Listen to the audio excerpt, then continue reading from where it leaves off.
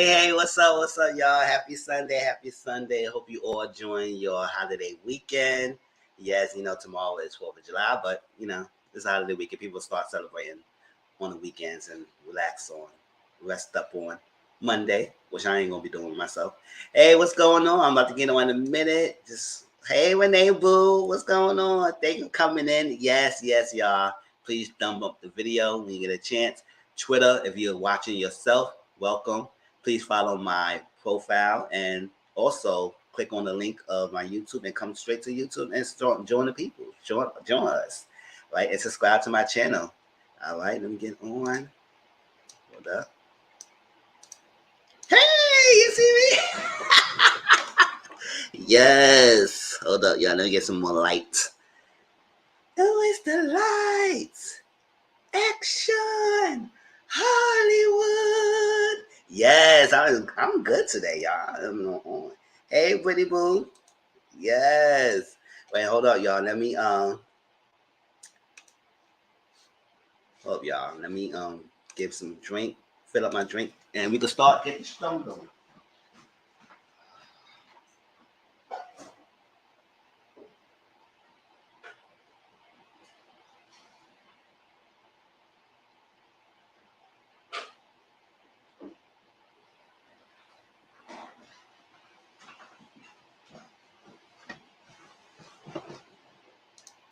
What's going on? How y'all day going? How y'all weekend going so far? All right, so we got some things to go. Y'all click on the thumbnail. Y'all know we're going to talk about two shows. We're going to talk about College Hill, Celebrity Edition, and we're going to talk about PValley. And because I saw PValley this afternoon when I was listening to Auntie Momo's live, I was watching the episode together. So I didn't get a chance to, I wrote notes, but I didn't get a chance to watch it again and everything. So y'all could just fill me in whenever I miss. But it was a good episode. And I got two kind of mini topics to discuss in between the shows. So we're going to add some little social media topics on it as well. So, I got to give y'all something. But before we do that, y'all know always starts with shows updates. Let's get that together and give some people a chance to come in and play some music.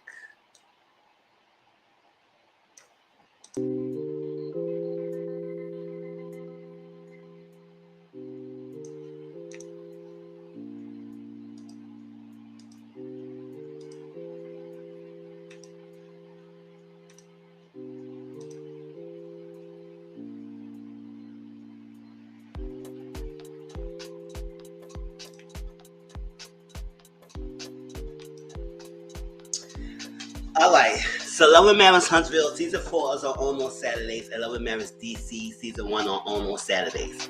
Next Sunday, yes, I haven't been watching Love and Marriage DC and Love and Marriage Huntsville, but this week I'm going to catch up on all the episodes for both of them. So next Sunday, we're going to talk about Love and Marriage Huntsville and DC, and we're going to talk about Beverly Hills, because I think I'm going to stop doing pre-recorded videos of Beverly Hills because the numbers are not adding up, and I'm not going to waste my time doing it.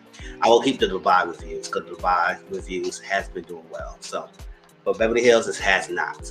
So I'm going to stick that into the lives and just call it a day. So, Real House of Atlanta, Season 14 is on Bravo. And I think about it. If I want to do a watch along with the episode tonight.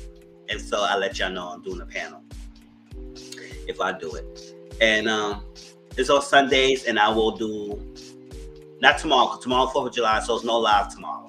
Just joy, relax, and just be easy. Hey, Auntie Momo Boo, what's up? So no live tomorrow, so I'm not going to do no, usually I would do the Atlanta and something like that, but I'm not going to do no live tomorrow. Just relax. It's 4th of July. So Atlanta, next Monday, I'm going to talk about the last week and this week and next week live. All right, Atlanta Housewives, Beverly Hills Housewives. I just announced that I'm not going to do any more pre-recorded videos of the show. I'm going to tack the Beverly Hills every now and then on my lives and keep it that way. And I'm still going to do pre-recorded videos of Dubai since that has been doing well. Real Housewives of Dubai, Season 1 is on Bravo TV. It's on Wednesdays. Yes, thumbs up the live, y'all. Thumbs up. Get support out there. Share the video if you can. MTV Catfish season 8 is on Tuesdays. I'm sorry, this second half, whatever this couple episodes, it hasn't been given.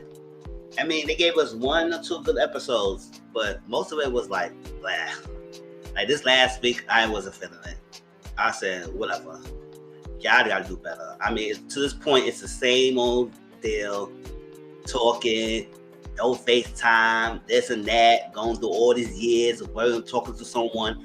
I would say you must be, listen, I'm gonna keep it real. Y'all must be really desperate to be even talking to someone for that freaking long ass time. Yes, I snap a little bit. I still got my little alcohol high from last night, but still, so I'm gonna snap a little bit sometimes in my lives. It's good. It is what it is. I still feeling it. Y'all must be desperate to be talking to that long for people like for so long and not even meet them and give it a runaround. And listen, we don't have time for this. We don't have time for this. We're not getting younger, and we're not young anymore. So you got all that time to be wasting on telephone, on phone, or so like just be dumbing it up and keep doing it without being on Catfish. We don't need to see that. I don't need to see that. I don't need to see talk about. It's one day is like a couple months, but not years. Y'all been talking about 2 years, 3 years, 5 years, 6 years. Oh, I said, what the hell are you doing on this damn time? And then you gonna get on TV. I don't got time for that. And this last one with 2 kids. I said, you got 2 kids and you would waste your time with this jailbird? Hell to the no. Like a little douchebag. And I could tell when he saw her, he said, nah, he was only looking for a good time. He wasn't looking for nothing serious. He just get out of jail. You think you're gonna be no, there's not no love at the lockup. Go to the love at the lockup with that bull crap. We're not here. So yes, the episodes have been boo. It has not given at all. Neve and Cammy, no, Cammy do the best as you can, but the producers, y'all need to do better with y'all episodes picking and pick some good ones. Like go back to the crazy stories. We don't want to get on this really kumbaya crap. Go back to the crazy stuff that we like used to like. Cause y'all running out of ideas. It's getting too stale and ridiculous. All right, enough of our Catfish.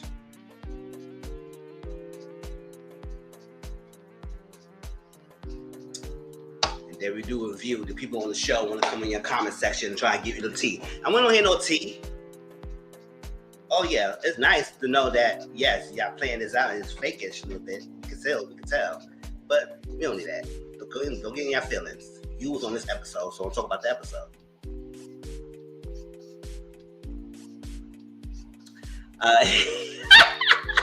All right, move on. That was below my lemon rant. Married to Medicine premieres on Sunday, July 10th on Bravo TV. Like I said, next Monday I was going to do the premiere, but I said no. I'm going to wait for episode 2 and I'm going to talk about it. So, like I said, Married to Medicine will not be a weekly review. It'll be every other episode, and I'll talk about it. I will see how the season goes because, Married to Medicine, I've been up and down with the show. But this season seems like it's going to be an interesting season, so we'll see. Bell Collector Season 2 premieres July 29th on OWN. It come on Fridays, and I will review Season 2. I reviewed Season 1, and I'm going to review Season 2. So it will be reviewed on my channel. And I'm excited. The trailer looks really good.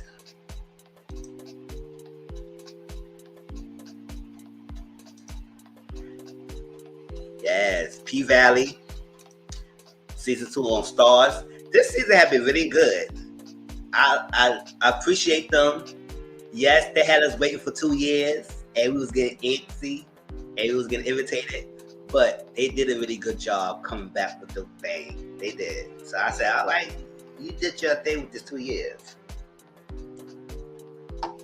And because, Paramount had that, so it delayed the situation. RuPaul Drag Race All-Star Season 7 Winner Circles on Paramount Plus. I have been watching it. It's been really good, y'all. If y'all watch Drag Race, y'all should watch the Winner Circle because nobody's going home. But every week after week, they all doing their job and they all killing it because they're all winners. What do you expect? And it's the queen of the queens. Black Hamptons. I mentioned that. I stated that it was premiere on July 1st. On Friday, but I was checking the BET Plus is not there, so I guess they pushed the date back somewhere. So I put to be determined because I got to find out what exactly is going to air on BET Plus. But I guess it's going to be sometime probably this month, but I got to see when. If not, I could just contact Brian White and probably put a tweet and see he can tweet back and see what the answer is. Yeah. College Hill Celebrity Edition on BET Plus. It's okay. I'm enjoying it. At first, I'm gonna talk about it when we talk about College Hill, but a little bit. At first, I was not gonna watch it because I was like, most of us in this chat and everything grew up watching College Hill, and I don't want to see College Hill with celebrities. I didn't want to see it.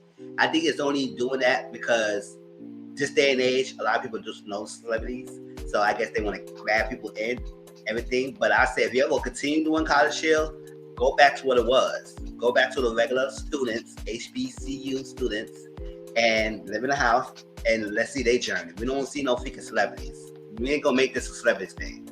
Come on now. But we will enjoy it for what it's worth. But go back to what it was. Come on now. If you're gonna bring the shows back, bring it back with how it was.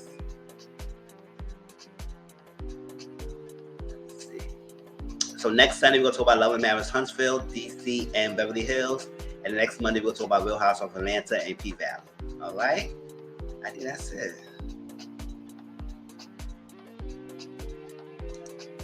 All right.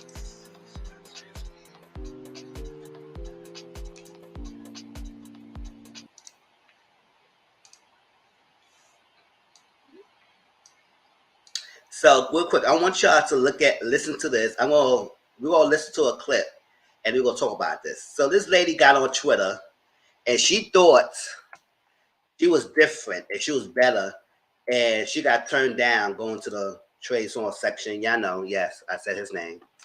And we're going to talk about it, because I said, you know what? This lady's got to listen. I guess they're going to learn the hard way, because we're going to talk about it. Listen to it. I'm going to play the audio, because I don't play videos on my channel that much. So go play the audio, and then I'll share the link so y'all can watch it if y'all want to watch it. And then let's discuss. Let me get myself ready.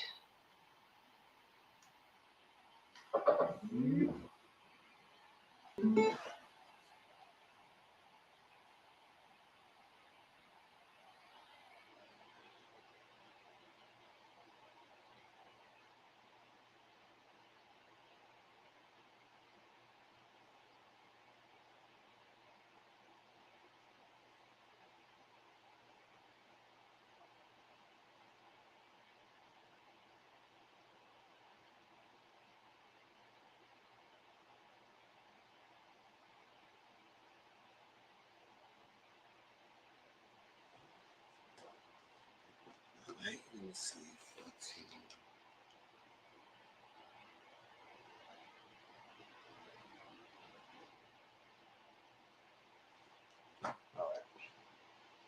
Y'all coming in. We will talk about College Hill and PValley. I just picking the two topics in this thing because I wanted to talk about it.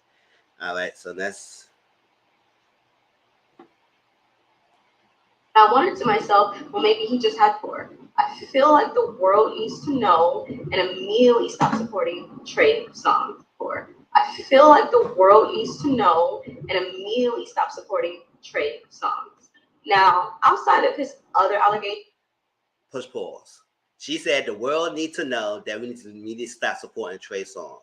I said, we don't need you to tell us when we need to stop supporting that thing. I mean, we know he's not going to be canceled because people going to still support him, whatever it is, as it is. Despite the allegations going against him, whatever. But I guess you just need to tell us something like you was going to give us a word. Okay, girl.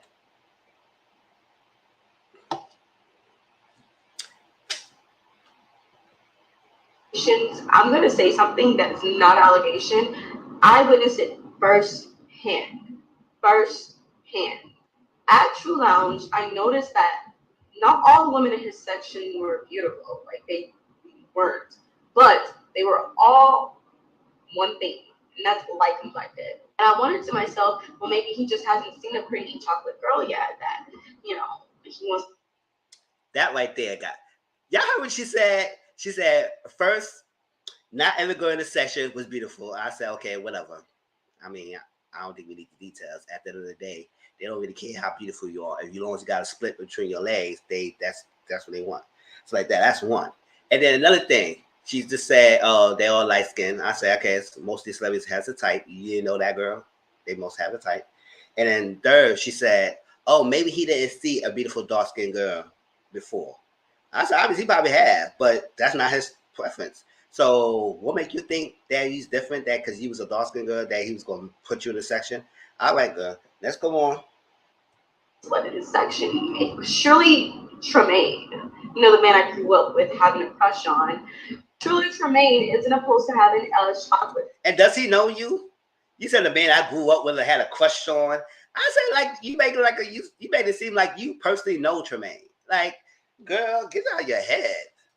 I'm like, yeah. From his section, as long as she's beautiful, right? Fucking wrong. So as I make my way over to the section, hoping that me and my girlfriend can get in, I was greeted with security after letting, and I'm not even trying to put down women, but I'm gonna say probably not the most attractive woman in the section simply because she was light skinned. I mean, I want to tell you, like, to beauty standards, she's not an attractive woman. She got let in the section, and I said, how would you let her in the section, but not me? Okay, because she wasn't beautiful or she wasn't attractive to your standards. You wondering why she's in the section and not you? Because you're supposed to be a beautiful dark-skinned girl, according to what you said. So you thought you were going to have an advantage over other light-skinned, light brights in that freaking section because you was a dark-skinned girl, when you clearly could see that he clearly wanted only light brights in his section. That means he don't like the dark skin. And come on now, if they tell you your preferences, you got to know. Don't make you think you different because, oh, yes, that. But, a lot of girls think that way. But why you want to go to his section? Normally, when stuff like that, he had people go and get people in this section. You don't want to go to the section. Like, yeah, she tripping. Girl, bye. Sad because dark-skinned women are weak, and he said he don't want no weak-ass dark-skinned women in his section. He said he already has enough weak women in his section. Now, I cannot let any dark-skinned women in his section because you guys are not pretty enough, pretty much. And I was like, what the fuck? And the DJ, he was DJing in the club last night, literally had a whole speech. He was like, listen, you are a goddess. You don't let this get you down. You're beautiful. You're a goddess. But now, the security guard, whoever that person said that, told him that dark skin is weak, they not beautiful enough, or stuff like that. That's messed up. Yes, whoever that guy is, that's messed up and everything. But the culture shows that, yes, they say the darker you are, you know how that whole day, the brown paper bag test, all that stuff like that. If you don't pass it, you can't get in and everything, or you ugly, all that stuff, go to the whole spill. But for them to say that, oh, they weak, he don't want no weak dark-skinned girls in the section, he ain't want no stuff like that. I said, so there's dark-skinned that have to be weak? Like, what's stuff like that? And you're not beautiful enough? That's crazy. And I would be like, wait, if I was this guy, I really wouldn't want to be in that section. What are you getting your freaking meaning, and what you getting your tizzy for? What you get upset for? When you say that, I would say, like, I would have walked away and said, nah, you gonna try to play me? What the hell is this?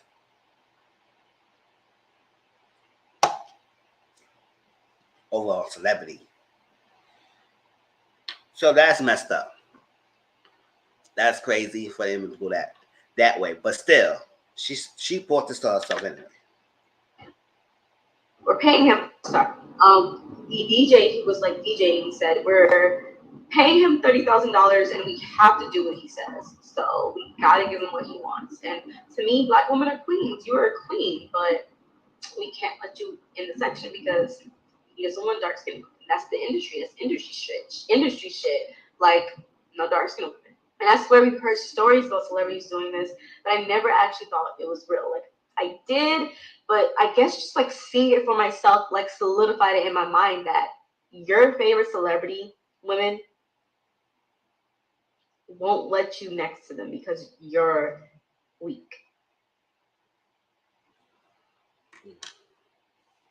First of all, I don't know who DJ she talked to, because I don't know DJ was that what he's doing. Give me a whole little freaking monologue speech about, oh yes, yeah, beautiful, yeah, this and that, this that. He paid $30,000 and we got to do what he wants, all that stuff. You gonna stop what he's doing to try to give you a whole speech? I don't know what you talking about, girl. So I don't know what the hell is that. That's what I'm saying. Give you a whole speech about what his preference is. At the end of the day, You went to the section, they turned you down, and you should just move forward. But you wanted to get the reason why you got turned down. You want to get the reason why he had some freaking unattractive light brights in there, and you're the beautiful dark-skinned girl, and why you not in a session with him because you grew up and you like Tremaine and all that stuff like that. I'll say, girl, you could have, thank God for him to even allow you in that section with the allegations going around him. So you want to be put yourself in that situation? What if you got in there and you became one of the victims, allegedly? So what you gonna do then? What you gonna do then? Because you fiend to go next to him? No. And I'm saying allegedly because I don't know if it's true or not. But if people keep saying this about the person, you had to know something. So it is what it is. But yes, Renee, I'm for the same way. What is the point? What is the meat of the tweet? Yes. What was the point of the tweet? Like, you wanted to give us the word that you experienced firsthand. And that's like usually, and it kills me, a lot of ladies does that. They say, and a woman tell you their troubles and they tell you their scenarios, they tell you their experience with the man, you automatically discount the woman's story and feel like it's not going to happen to you. Oh, well, that's messed up. Well, he didn't do that to me. He didn't show me that side. Okay, he didn't show you that side, but that's a possibility that side could be shown. So why you want to take that risk? Unless you know this lady's really love lying and just being one of them mischievous and doing that crazy line-up thing and just being evil, just straight up evil. Unless you know that lady is straight up evil and it's just a lie. Usually they don't lie. This situation like this, especially when it's like abusing them in some type of way, whether it's emotionally, verbally, mentally, spiritually, anything, any type of way. When they got hurt by another party, the opposite sex, usually ladies don't lie about that, unless you got some cuckoo. But mostly they don't, and even then, they like that because of the coping mechanism of people not believing them. So I said, I guess they're gonna be crazy because you don't want to believe me anyway. So see, I'm different because I will account for that as a blessing. She could have been the next victim, girl. You thought you were gonna move on. That's what I'm saying. And she had to do a whole tweet and tell us that don't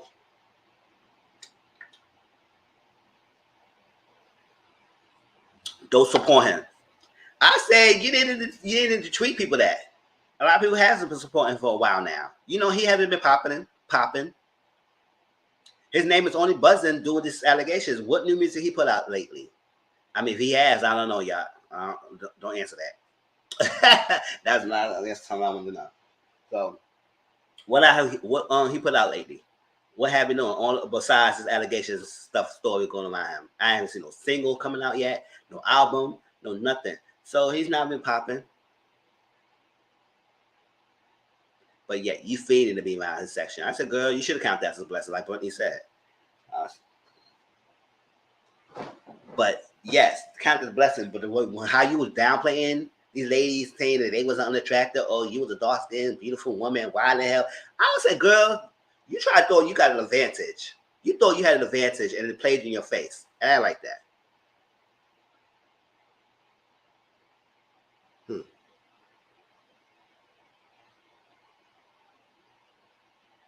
Yes.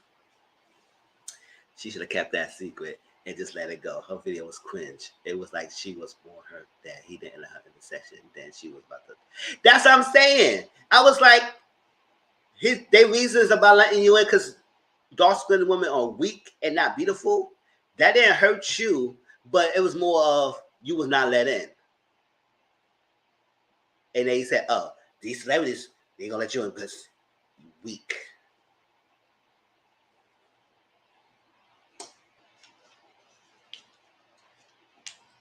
I'll say. She thought she had an advantage. It got slapped right in her face. And that's what shows. Don't think you different. Just like, I'm a spicy Latina, So, Sis Santana, I'm the Latina, spicy Latina. Yes, and it got treated the same way everybody else. Treated the same way.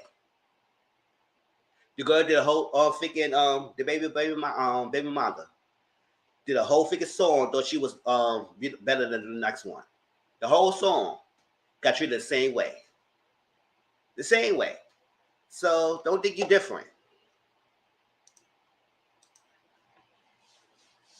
Y'all always want to put yourself in the highest pedestal, and y'all just got the reality knocked in your face twice, 3 times, 1,000 times to know the reality is still the same.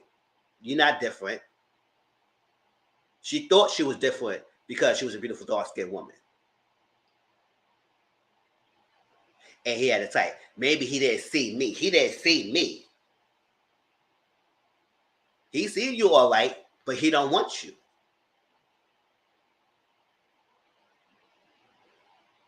For real. Say I'm weak and I'm not beautiful. Let's security guard. I said, okay, bitch, I'm gonna curse him out. I'll say, okay, whatever. But then again, I'm gonna walk away.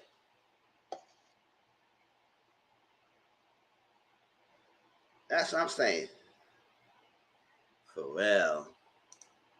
It's crazy how that comment ties into PValley. Oh, shoot. Oh yeah, it did ties into this week. I did it in a video. It's like, okay. But I wanted to put that because I was seeing what y'all think idea. Yeah. He didn't want you. He don't want this kind. Like C. Brown. You know, he has a type. I know everybody's going off of Normani, why she dancing with him. I said Normani, she's an artist. She had to make her money. It is what it is. I mean, I'm going down the rabbit hole trying to bash her for why she decided to be a model for a dancer in his video. It is what it is. She did what she got to do. She got the money. But I think he only did that because he got the backlash. He don't support the basketball. But he still got a type. Just because he had her, it's just that she's an artist.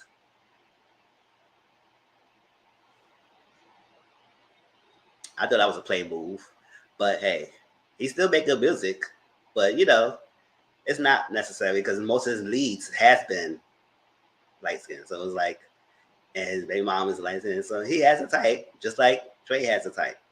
So every now and then, if they sprinkle the dark skin, it's only because they're trying to prove a point.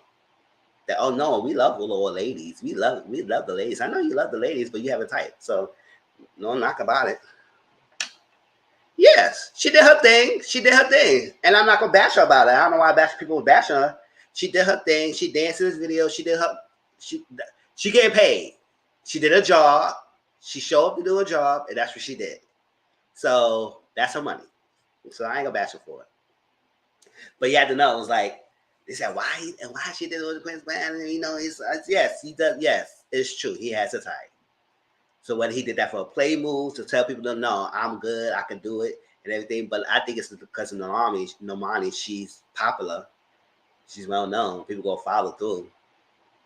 But yet, more people bashing her than talk about him. I was like, okay, the video itself, I don't even know what the video is about. Everybody kept talking about her. And it was not in good light. So I was like, oh, people, come on. Why you bashing the lady for? She did her job.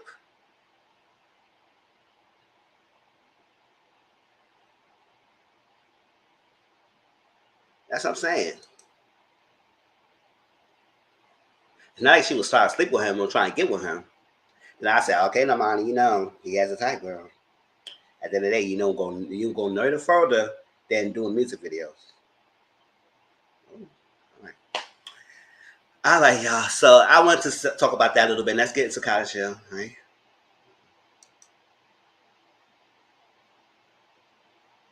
Yes, the DV. Yes, the whole thing. And then, here's the type. That's what it is. I said that was years ago. And yes, it still follow him. He would never get away with that situation because it still haunt him. He move on and everything. But you still can't forget that he's capable. So he did his time, did his journey. It seemed like nothing else. But he's capable. He's capable. It's like that. You can't knock that. Thank you, Rainbow. And so that's what they say. Oh, that's delicious. I'm pretty sure she really know what happened between him and Riri.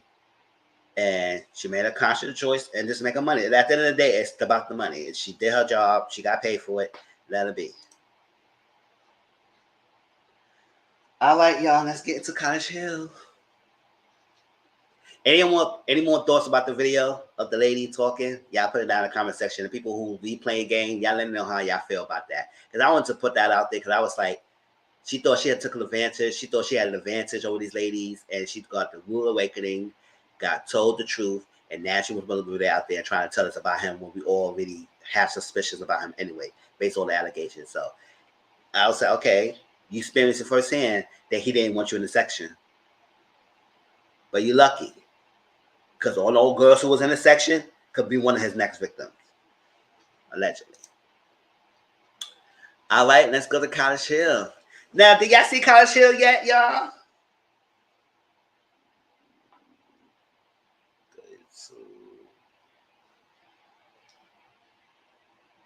Like I said, nah, she's a thought. She can move on. Yes. So College Hill. So College Hill is on BET Plus. And when I heard they was rebooting the series, I said, okay, I like College Hill because most of us grew up in the 90s, it's like that, early 2000s when College Hill was going on the HBCU and the students and their lives. It was really entertaining because it was like growing up watching a lot of these students especially us, look like us, going to these colleges and universities because normally we don't get that. We don't get that chance. We don't get that opportunity, most of us. And if we do get the opportunity, we got to go to loans, all that stuff again to pay back these loans just to afford the college. Because I went to college for 4 years. I had my degree in psychology, bachelor's degree in psychology, and I enjoyed it. Yes, it was a predominantly white school, but it was a great 4 years. And I enjoyed my college experience. If I could do it again, I would do it again. I will. The only thing I would probably do different, probably choose a different major. But hey, the psychology degree was so easy, it wasn't that hard. It's difficult. So, other than that, it was fun. I enjoyed my experience. So it's get the chance. So you don't get to see the idea of having that. And then these people live in a house, yes, on TV, not going to school, but also getting a check of TV. And being the things we like that. We see that. Yes, we know one of the craziest things that we never forget, that crazy fight that happened. Mm-hmm. I wouldn't say it's an idea, but it's cute. It's different. Yes. Yes. You remember that whole big fight? The guy got her head bashed. They went to shoot because she was talking a lot of junk, and they ain't let the girl who was talking a lot of junk. They let the girl who do the show, and you know all that. But it was different versions, and I enjoyed every last one of them. It was fun, and so that's how I thought. But I guess they decided to pick the celebrities because they would attract more people coming to the show, and it was College Hill because a lot of people who probably will watch College Hill now is nostalgia for the older crowd because we knew College Hill going, but the younger crowd probably don't know College Hill. So they had to do celebrities to grab people in, and then hope they go back because we can't keep doing celebrity edition because they go keep doing that, and I'm not gonna watch it.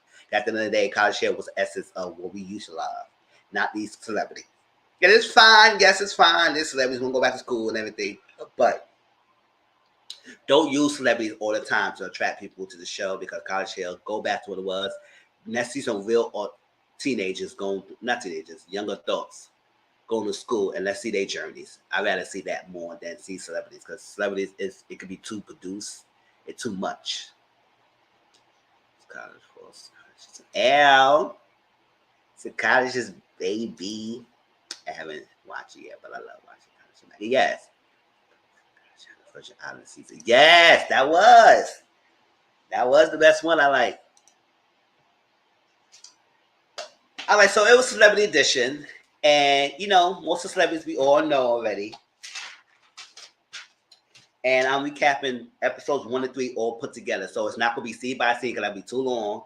So just general talk of the thing, and so y'all want very specific, minute details. You have to watch it yourself because its overall view of it and some things that points out to me. Okay, so the celebrities was Nene Leakes. Y'all know Nene Leakes from Real House of Atlanta. Everything. I know they each gave their little background story of their college experience. So if they get to college and if they go to college, all that stuff. I didn't write all that down, so I don't really care. So Nene Leakes is one of them.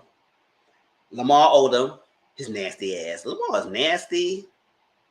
Oh my gosh, it's nasty. I was can't. Whatever. Ray J is there. Ray J got on my nerves. Ray J got on my nerve in this freaking 3 episodes. And I said, he's annoying, but damn. Well, Dream Doll. You know Dream Doll. Oh, Tracy. Yes, Tracy. Tracy, we here, Tracy. Because I was just about to say Slim. Because I said, I don't remember him. But,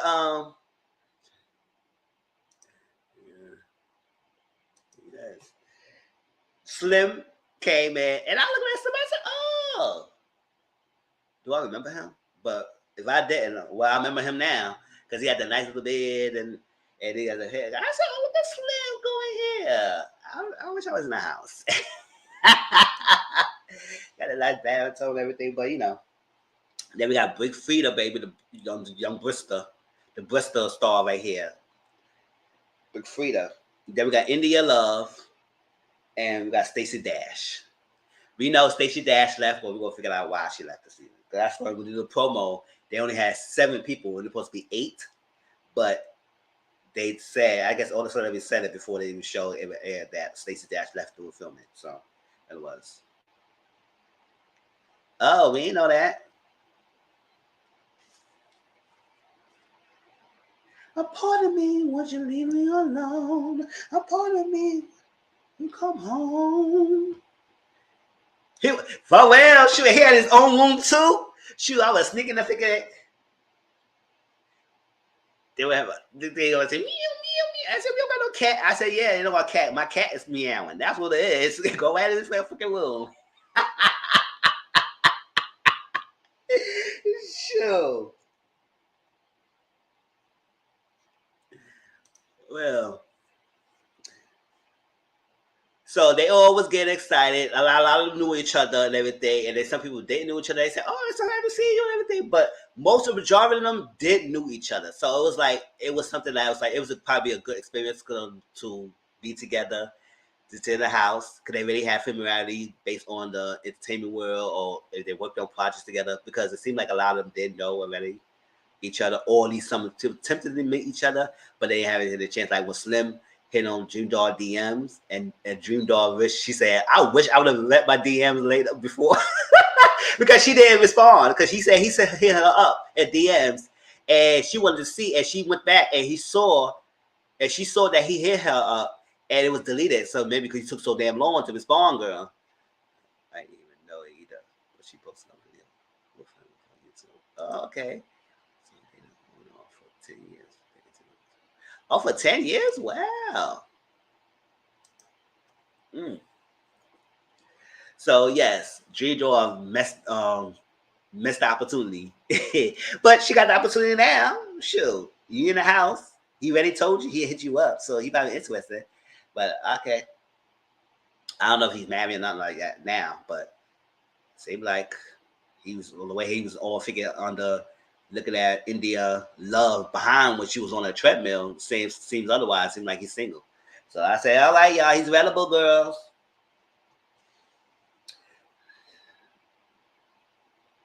Okay.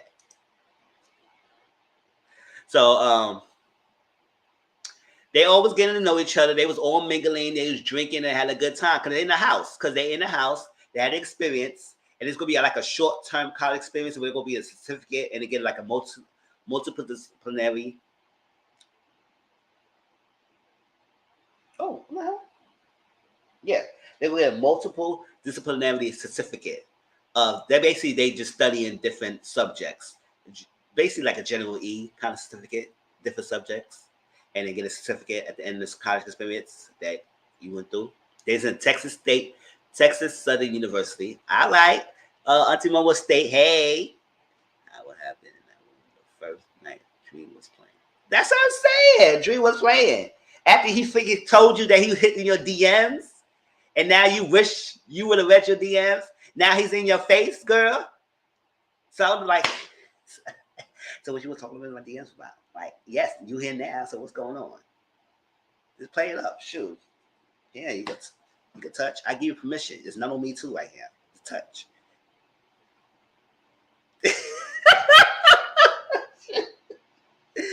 Oh, shoot.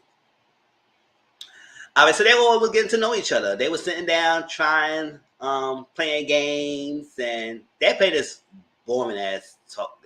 I don't guess a lot of people were paying attention to the game. Ray J was asking questions. What's your most embarrassing moment? Yada yada yada. A lot of people was saying that before they started playing the game. When Stacey Dash came in the house, you saw their faces. They was like,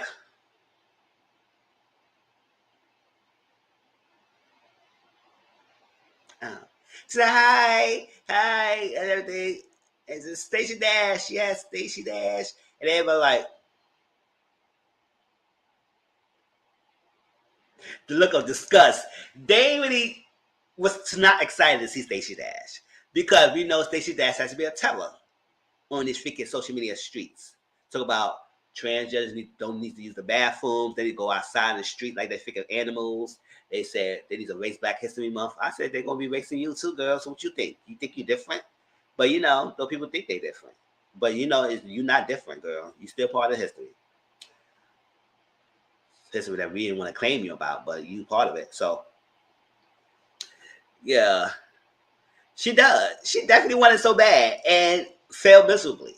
Because at the end of the day, even though they know the treats and stuff that she was putting out there, they were still trying to include her in experience because it's a one lifetime experience for them to be in the house, going to college together in this jam-packed and this condensed kind of experience.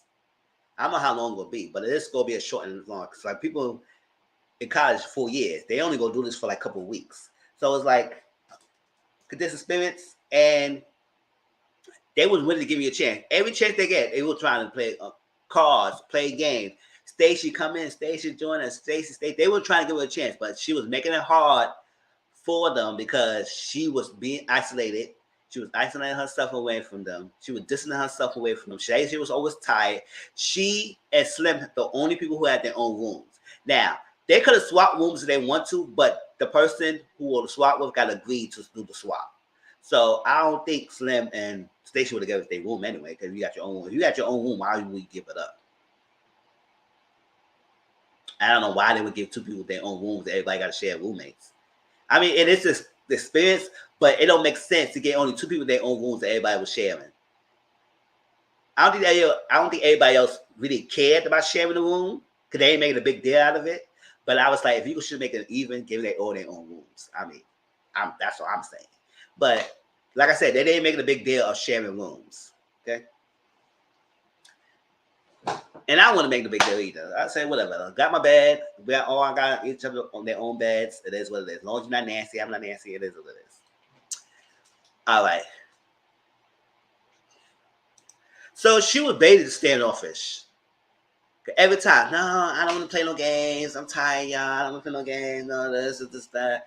And I was like,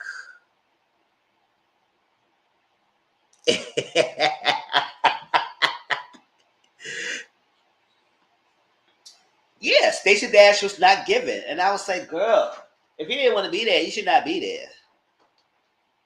Shoot.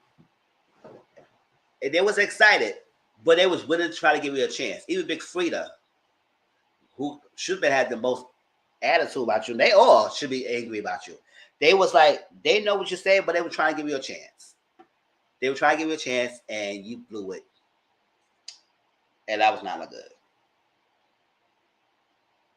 So Ray J took upon himself. He said, listen, I could upgrade the school or go to the professors, whatever it is. And I said, who? Huh? You come to college, you get an experience and get an education and get a certificate, and you gonna say you gonna upgrade the professors? Wrong. You need to upgrade the freaking vocals in that versus battle. Start there. Upgrade that vocals, then we gonna talk. Until then, Sit your short ass behind down, bitch. And we don't hear you trying to upgrade somebody. We don't need to hear that. Go upgrade some professors. No, we don't need you. Who big headed is you? See you upgrade some professors. No, you came to their school, they get their check. Now you want to give them some money, and that's fine. I know they probably won't send no tips, but shit.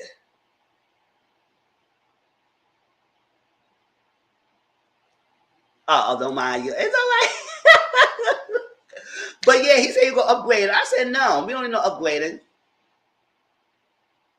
Oh, we'll be back. I said, thank Jesus. I hear that. Oh, your baby gonna be trouble. So yeah, I was like, when he said that, I said, no, sit your behind down. We don't need you upgrading anything. You say you gonna upgrade professors. You could teach them something that's teaching you. I know, you go in their school. They ain't come to you.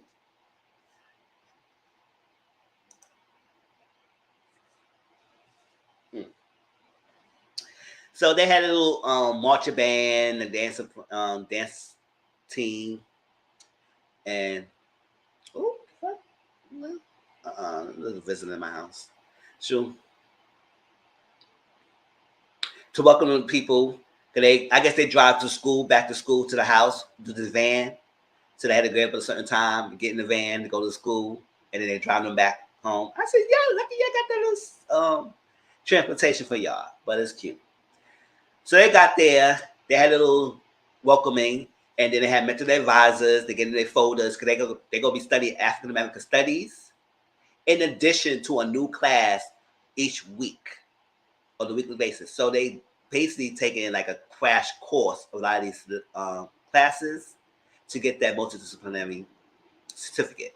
So African American studies is going to be a key core of what they're studying, plus any other additional classes. So their first class with the African American studies and other classes as well, but the one that he was showing us was business class, business marketing. And Ray J showed his ass that he act like he didn't understand what the hell she was saying. Because she was like, yes, different brands each people's brands are different. But you focus on the brand and she talk about the process. She said the brand itself is the same. She said the process of getting that brand is the same. The paperwork and all that stuff like that. Ray J, you said listening, you over here trying to be big headed like you knew more than the professor, get up the class and walk out and everything. I said, boy, I would give you an F. Right then and there. But sometimes you can't do it. I might be that professor. I might be that petty professor. I see you walk out my class, you get an F. Shit, get out of my face. No time for you. You wasting your money, not mine. So okay, you don't want to pay. You wasting your money, not my money. So get an F and repeat this class. And I guess they're trying to join clubs. Stacy trying to join the dance team. And she said she should be a dance. She used to dance 30 years ago and everything, and she stopped that. Oh no, you didn't. I just fell all the way down. You fell all the way down the stairs. You tumbled down. Oh, you all right?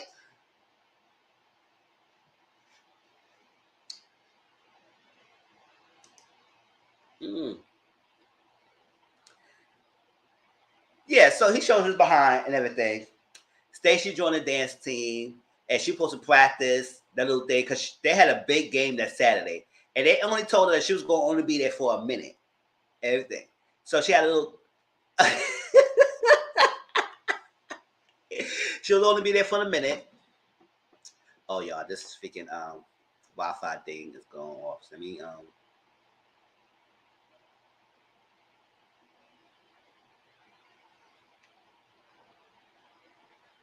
Yo, Mac needs good. Oh my gosh.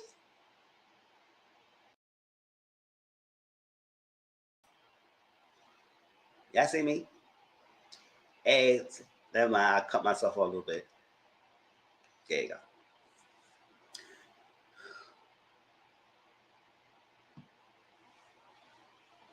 She joined a dance team, and she supposed to practice a little bit. She had a little couple counts, and then she went home that night. She didn't even practice, so she went there, and so she came back the next day, and she had it down. and the captain was getting on her behind, and she said, "If you're gonna talk to me like that, I got time for this. You gonna talk to me? I ain't gonna dance." I said, "Girls, you sit down. You should have practiced."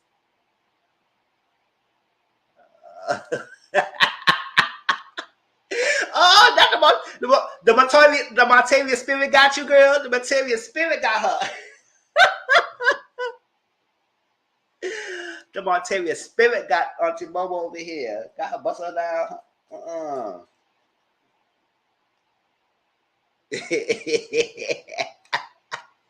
The pink is on her house. The Montavious spirit got her. Child, we don't got time for that. So she didn't practice at all. She didn't practice. The captain was getting on her behind, and she didn't like that the captain was giving us. I said, "No, you disrespected her time by not practicing." And I feel the captain because I used to be a dance captain in my college, and our team was called Drama, and it's still going around. I need the milk. The Drama, and I was a dance captain for 2.5 years until I graduated, and then I passed the baton. But yes, people, you got to practice. Disrespecting people's time by not showing up, not practicing your routines and everything. Because that was a little bit frustrating. Because at the end of the day, we have a show to put on, and we have things. If you're not practicing, you're gonna make everybody else look bad. So you have to do what you do. If you wanted to be in the dance camp team so badly, instead of going to bed so early like you went in the house, you should have practiced your routine. You was in your own room. You could have practiced. Nobody was bothering you because you barely was interacting with the castmates. So,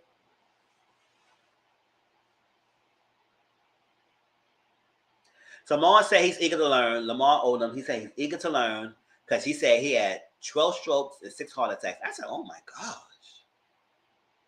But he's still here. He ready to learn. And he trying to hope that yeah.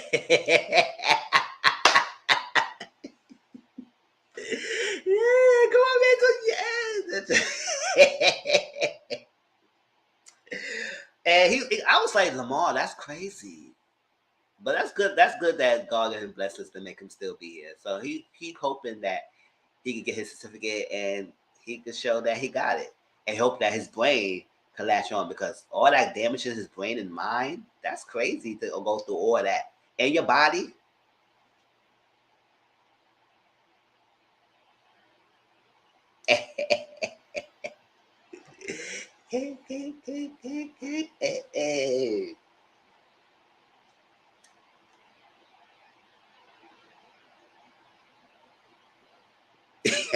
Next one. So they was like, Stacy was not participating at all. She was not participating with the group. She didn't want to do no games like that. So they say, "You know what? We gotta talk into we gotta implement a house meeting and do a room swap." And basically to get Stacy to roommate with someone so they can get to know her and she could get to know someone. Because when she was in the African American study class and they was talking about different black slangs or slogans, not black slogans, but you could say it because most people, the black culture, say this thing like, "Don't let your daughter hit you with your," stuff like that. And then also and other lingo. It was other lingos. I ain't about that. I didn't really care. Like I said, the minor details, you had to watch the show for. But it was different black slogan. And Stacey was out here like, "Ooh." She was like twisting and tripping and all that stuff like that, and teaking like she didn't know none of the slangs. I said, "Girl, don't," because she also, the professor asked, "Hey, black," and she said, "I'm black and I'm Mexican. I'm half black and I'm Mexican." I said, "Okay, we don't care for that. You black. Yes, you body rush you, but you had to put it out there like that, like you ain't really care about your black girl, whatever." And everybody said, "Oh," and then all that freaking slogan, and she act like she ain't hear none of that, like she was disgusted to hear the stuff. I said, "Good, I know you heard those things before, and if you didn't, oh well."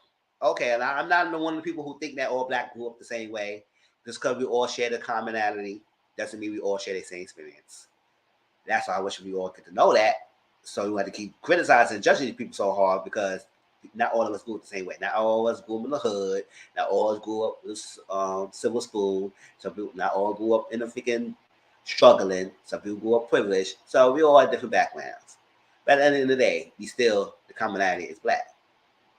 See, because she was like, I said, Stacey, what up their faces, girl? You heard those statements before. Sure. And if you did, oh well, you learn now.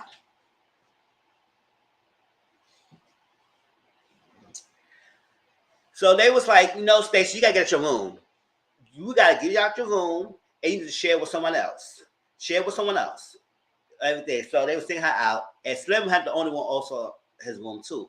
But Slim was like, I feel for Stacey because she feel like she's sticking out because she had her own room. I have my own room. I don't feel like that. But he said he don't understand why the house mates are asking for the swap because she's not interacting with us. She's not. Stacey and David Dash, my first cousin. She knows. Stacey said, damn lie. What that? So I was like, so she didn't want to go. She said, oh, what's this? Oh, you going to have a vote and everything. And that was explanation. They just told you explanation. Explanation is we want you to get out your room to interact with someone else. So she said, oh, well, it's not much women in here. So I'm going to be woman with a man. I said, what you talking about? Is Dream Door in there? Is India Love is there? Is Nene Links is there? And Brick Frida is a woman on the man. How you want to identify her? They call her the big brister for nothing. A brother and a sister. That's the term she used. So, and everything. So Dream saw it. If you were ruling me, it'd be okay. She said it's okay. India, she said it was okay. Nene, she said it was okay. When it came to Big Frida, she was mute. I said, oh, shit. And Big Frida said, I still got a nigga and ain't going anywhere. She said, I know that's right. Punk power activate, bitch. It was so funny. And it kind of made I was like, shoot, I know you said a lot of things about me, and I'm here. So what's up? Does it make you feel uncomfortable? So, lo and behold, she got in her room, and then the next day, whatever, the ambulance came, and she's sick. She is sick. I don't know where. Don't know what happened. Got sick, and from there, she decided to leave the program. She died to sign out. I said, oh, you had an anxiety attack? Because all the people was coming after you, girl. You couldn't stand the heat. All that mouth was popping. You can't take the heat in it. This was probably should have been child's play for you. But it wasn't. She got out that house so quick, fast, and hurry. I said, y'all could have had somebody else. Y'all was a waste of time. Are you going to replace her, or you just going to keep the 7? The 7's an odd number. Make it even. That's another one wrong with the got a whole ambulance and everything. And then the ambulance want to tell her no information. That, and it's funny that some of them call, I did Dream Dogs in the ambulance. I said, oh, not the ambulance. And she just said the ambulance here for Stacey Dash. What the ambulance doing? I said, ambulance?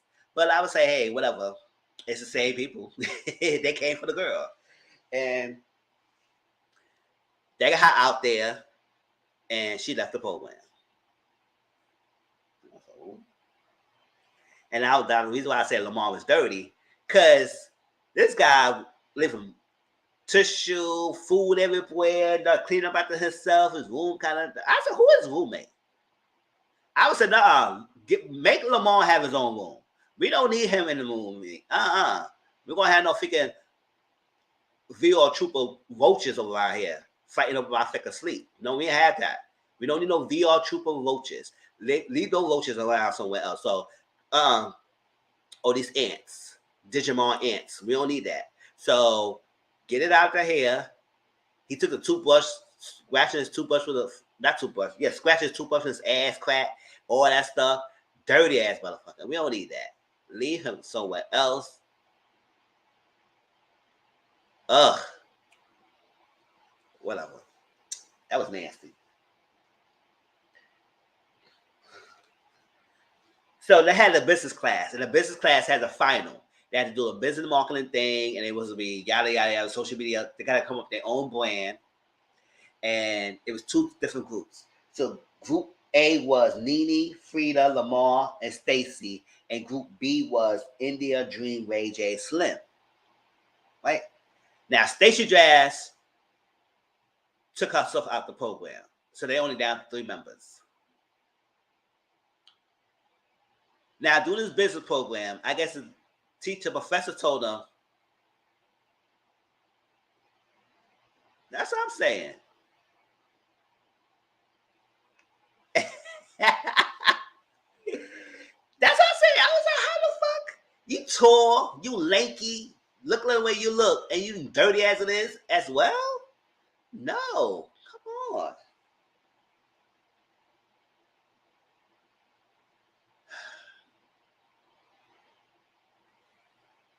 I don't even know what woman would touch him, even seeing what he do. Even my, if I were a woman, my kudu cat would discriminate. I said, they would say,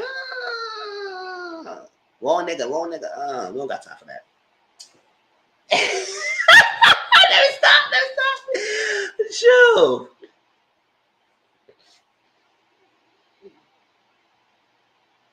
So I had a business class. So the professor told him that you got to do this thing yourself.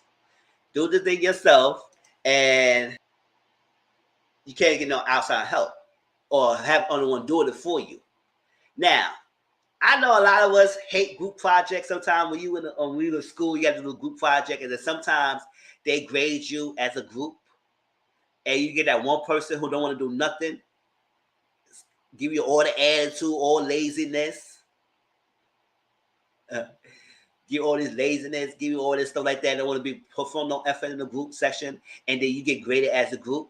Now, it's one thing to be graded as a group, but it's better if you do a group assignment, but you all get individual grades.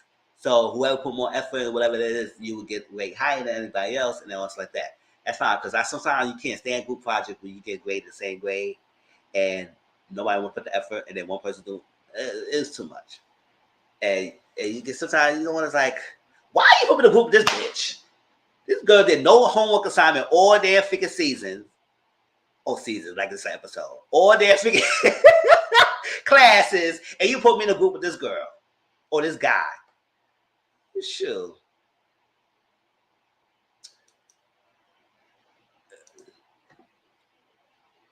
And now we get graded the same grade as a group. And now this chick is not gonna do anything. So that's that. But at the same time, you said they can't know how to do enough for them. Doesn't mean they can't get someone who is a professional to help them get their thing together. I can still do it myself, but at the end of the day, don't worry about how I get to the end goal. You just know that everything that I had done, I did it myself. And it's okay to get outside help. But just don't let the person do it. That's what it was. So don't worry about it. Don't worry about what I do. Okay?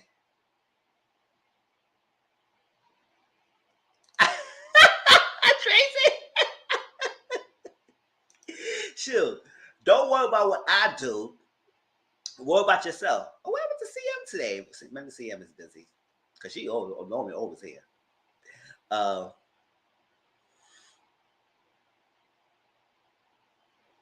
Yeah, don't worry about what I do. How I get to the end road is how I get to the end road. Tracy, see, busy. Tracy, busy. See you next Sunday. No!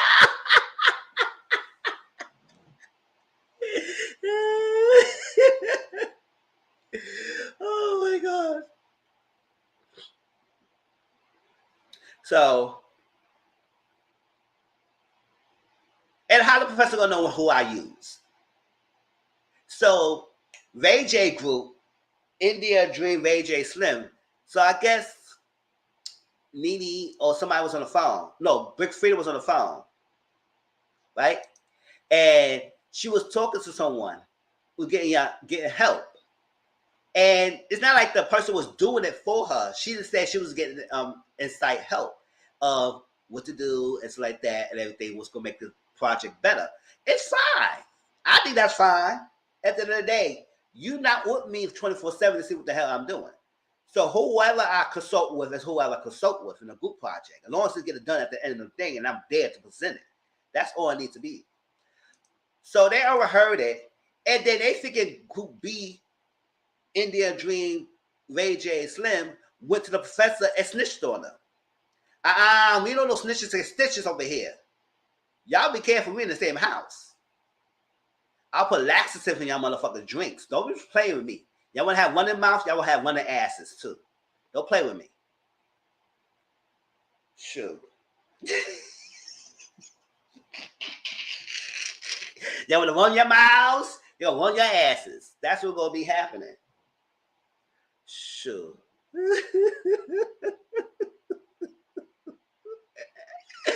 Oh, JW, how you doing, boo? Child, it's like, come on, you gonna snitch? What the fuck you snitching the professor for? Try to tell the professor, oh, they use it. I could have sworn y'all told us you can't use no outside help, no professional do it. She said, no, you gotta do it yourself. Okay, and I'm doing myself. Don't worry about who I get the help from. Sure. I ask the person to do it for me. I do it. Sure. So snitching on me. I said, what's the point of y'all snitching? So Nene said, don't get it twisted, because I overheard you, Ray J, talk to your people to try and get their things together, and you was getting a lot of help. And basically, what quiet is kept, you were letting other people doing most of the stuff. So we ain't saying nothing about you. So mind your business and don't mind us. Doing that. I was like, y'all really going to snitch now? And to a professor.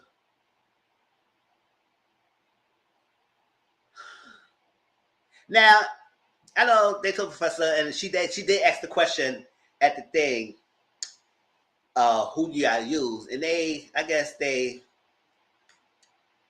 truth. They said, listen, it's only that first slide. They didn't do that first slide, but everything else we did ourselves. But I was like, and they said, oh no, you using it too, and I said, we're going back and forth. I said, you go snitch too. True. It's never one half had its mouth full. You wanna that's what I said. They ain't no helping them. They bad. Sure, I was like, y'all really going to snitches. I said, y'all be careful. Y'all be drinking some laxatives. I ain't playing. Sure. Yes. He need help with his vocals. So you want to snitch on that. Snitch on that. Then you go upgrade somebody, upgrade the professors, upgrade the school, upgrade something. Upgrade your vocal lessons. And then we could see you talk. Because you sit here and be acting like you all that. And I'm seeing Ray J. I said, Ray J, you is a solid piece I'm behind. A solid piece of little boy. And I wish Princess Love wouldn't went through the divorce, but it seems like y'all working it out. So I guess whatever it is. I ain't want to break on nobody's relationship. Y'all love it, or whatever. I like it, y'all love it. It is what it is. Whatever I say, it goes.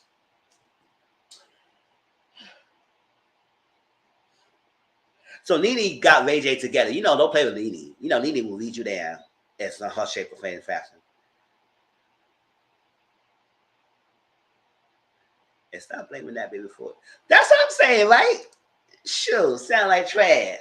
He blaming the baby. And your one little hit song you had, One Wish, not the one hit, but that one song you should be doing great on, you was hard on that. Shoot. Yeah, that's what I said. Brady, come get your brother. He's acting up. Oh, snitching and everything. I said, no, now you snitching too? Bad vocals and a snitch? He was the main vocal one in that freaking thing, snitching on the freaking team. And then he said, don't get him twisted. Because I saw you another day doing what you were doing. And she said, and Ray J said, you know what? Nene's right. She got me together. I couldn't say nothing. She got me together. I said, no, she didn't got you together. Because she read your ass. Got you together.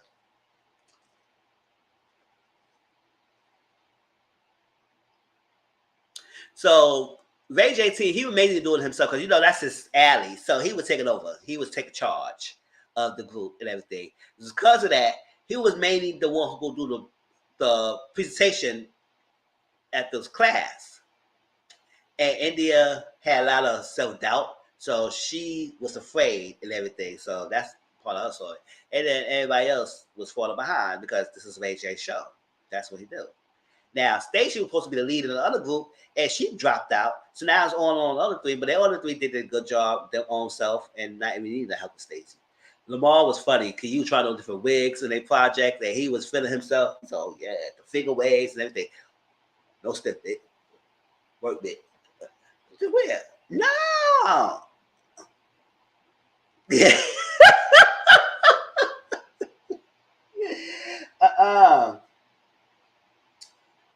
So they each joined some different clubs. Slim joined the SGA, Student Government Association. I said that's SGA is the power because that's one of the brings the freaking votes in the clubs and all stuff like that. Student Government Association, SGA. I never joined SGA, but hey, it is what it is. Dream, the cheerleading squad. That's all right, Dream. Yeah, cheer. Nene and Ray J joined the debate team. You know, they could get some gab. And then Frida joined the choir. And, you know, Stacey did a dance class, but you know, she left. Dance club. So when it came to the presentations, right? I know I'm talking about, but we get to PValley soon, y'all. Stay with me. The presentations, Ray J got some bad news that his great aunt passed away. That's sad because I remember when I was in college, my freshman year in college, doing finals time before the finals happened, it was right before the finals happened.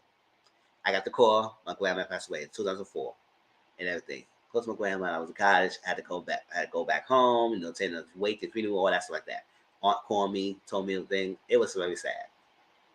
And I was in college at the time, and at that time, we had a dance final. We had to prepare, and I choreographed the whole dance and everything, and I had to choreograph some of the African moves in the dance. And I wasn't there at the final to perform it because I was at home here when my grandma passed away. But I did talk to the professor. I talked to him. I told my advisor. She emailed my professors about it and everything. Said, "Oh, I was aware that I was not going to be there. Hopefully, I would be there at time to take my finals and stuff like that." Which I did came back to take my finals and stuff like that. But the dance final, I missed that one because that was happening. So he talked to me and everything, and they let him know I'm choreographing. I told him everything, and he still gave me an A. Because at the end of the day, he said, "Listen, he did it. He choreographed. Even though he wasn't there, he put this together. They danced it, and that's what I said. Hey, thank you. Give me an A plus, whatever it was." But Ray J decided not to go to class. I said all that to say that Ray J passed away, so he was not feeling it. And then he said he was going to divorce, so he decided not to show up, just not to show up at all. Now, when stuff like this happening, you got a final presentation, you do have to talk to professors. Now, granted, professors not going to be coming after you. If they see you not in class and everything, it's not high school. They ain't going to come after you. They ain't going to call your parents. They ain't going to do none of that because you your own adult. You waste your time and your money, that's on you. They're not going to chase you. That's what they don't wake you up to go to class. They don't call you to say you're missing out on assignments and everything. If you need to make them, you got to go talk to them. If you need help, you got to talk to them because they're their mom leaders. They have a lot of other classes and papers and stuff like this grade for the way about you. So you just like a little number. There are some professors, they do get to know these people, their students, in an intimate and personal level. And that's good. You could get that. They had a connection. But professors, when you have a lot of universities, especially large universities, you like a number at the end of the day until you make yourself known.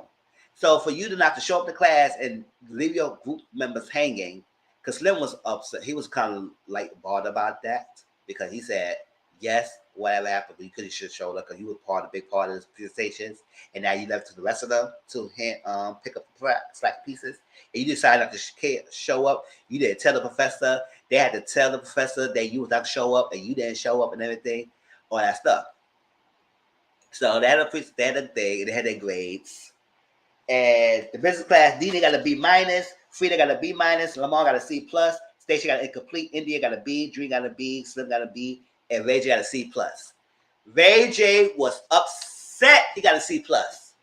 I said, mind you, she said 10% of your grade is participation.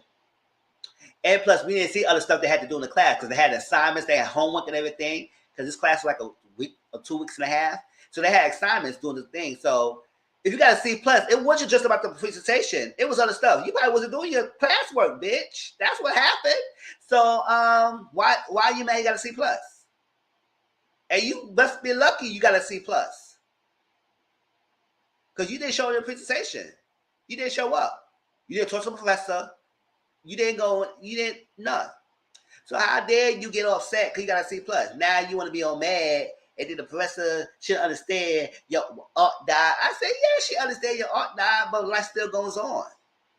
And it's still a professor, and it's still a college. You still just communicate. If you didn't communicate and work something out, you could probably do makeup. You could probably do something to get your grade better. But you didn't do none of that. You decided to show up. Because you didn't show up, that's the grade you got. Because the petty me would give you incomplete. You had to start the whole class all over again. You got it incomplete. Shoot. Fix you. You got all the money. You want to teach me to get it incomplete. Or something like that. Or he got a D. No, it's not right. It's not right. It's average. So if you got a C plus, that's because that's the work you was given. Maybe do better your assignments, then maybe you would got a better score. Even if you did go attend the freaking presentation, you probably had at least a B. But oh well, that's on you. And then she said, personal letter notes that she said, I'm sorry to hear that your aunt passed, but it's consequences. And he said, it's consequences. I don't understand. I said, it is consequences when you make you think. You think because somebody passed that things were stopped around you. Boy, he was agitating me. I would say, Ray J, sit down. He was aggravating. Aggravating to the T with this. I was like, boy, take that C plus and move on. Another person who got agitated me was Dream Doll. So they had biology class after that. After they got the grades of business class, that was done. Now the next class on top of the African American study was biology. And, anatomy, dissect the pigs and all that stuff like that. Dream Doll said, I love science. Science is my best subject. I love science. Oh, I love it. Yada, yada, yada, yada. Now, a lot of people didn't want to cut the pig. No, a lot of people didn't have no issue with it. I think the only person, Ray J said, oh, I'm not cutting no pig. I'm Muslim. I said, oh, you don't have to cut the pig. Have somebody cut the pig. You take notes. So why crying like a little baby? All that, doing all that. Dream Doll said she like her science. She love all that. So they had a pop quiz. Right? So Dream Doll had her gloves on, and she didn't want to write on the paper with the gloves on and everything because she had the stuff on it. I said, Dream Girl, you could just take the gloves off, wash your freaking hands, and then dry your hands, and then take the damn pop quiz. Why using your feelings about that? So when they got the grades back, she got a 10 out of 15 and incomplete because so the professor said, just fill out these questions, the rest of the questions, and the score will get changed, and I will update for you. Just fill out these questions.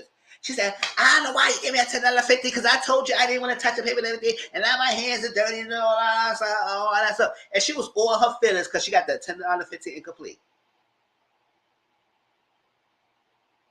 And the professor only told you to fill in these questions, and then I could change your grade. Or take the incomplete off and give you a higher grade, whatever. Just fill it in. But use all your feelings. You went in the bathroom, skipped class, and stayed in the bathroom. India watched you, and India was like, girl, I don't know why you just ain't washing. And so she didn't say that to us. She said in the confessional. She said you should just wash your hands, girl. It wasn't that big deal. And we do all that. And that's my science. And now next week she might get her score, and now she's probably gonna like it. She's gonna talk to the professor about what her score is. I said, oh, well, all because you didn't want to wash your hands. Take the glam gloves off, girl. I was like, girl, you act like a diva real quick. In a bad way. I was like, you talking about Dream Doll? Yeah, I really like her for that. So I was like, really, Dream Doll? You doing all that because you got some juice in the freaking gloves? Throw the gloves away. They got bad gloves. Put some new ones on if you want to put gloves. All right. But that was the end of all 3 episodes. So it was all 3 put together in this review. Hope y'all enjoyed it. That was College Hill and everything. It wasn't that bad. I ain't gonna front. It was not bad. It gave me a little yang yang, and I will watch it. Like I said, I'm not gonna do College Hill review every week, but I think every few episodes like this one, I probably will come out again and give it a review. And then also on Discord, y'all want to discuss something. If y'all want to discuss the episodes on Discord, y'all go ahead and go do it. I'm active on there, so just say, listen, I saw this happening. What's going on? What you think about it, Ty? And everything on Mizzle. And you let me know. All right, we're going to jump gears into PValley. But before we talk about PValley, this recent episode, I want to talk about this freaking uproar everybody have about this freaking sex scene in last week, because I didn't like that. I say, y'all doing the most. And I say,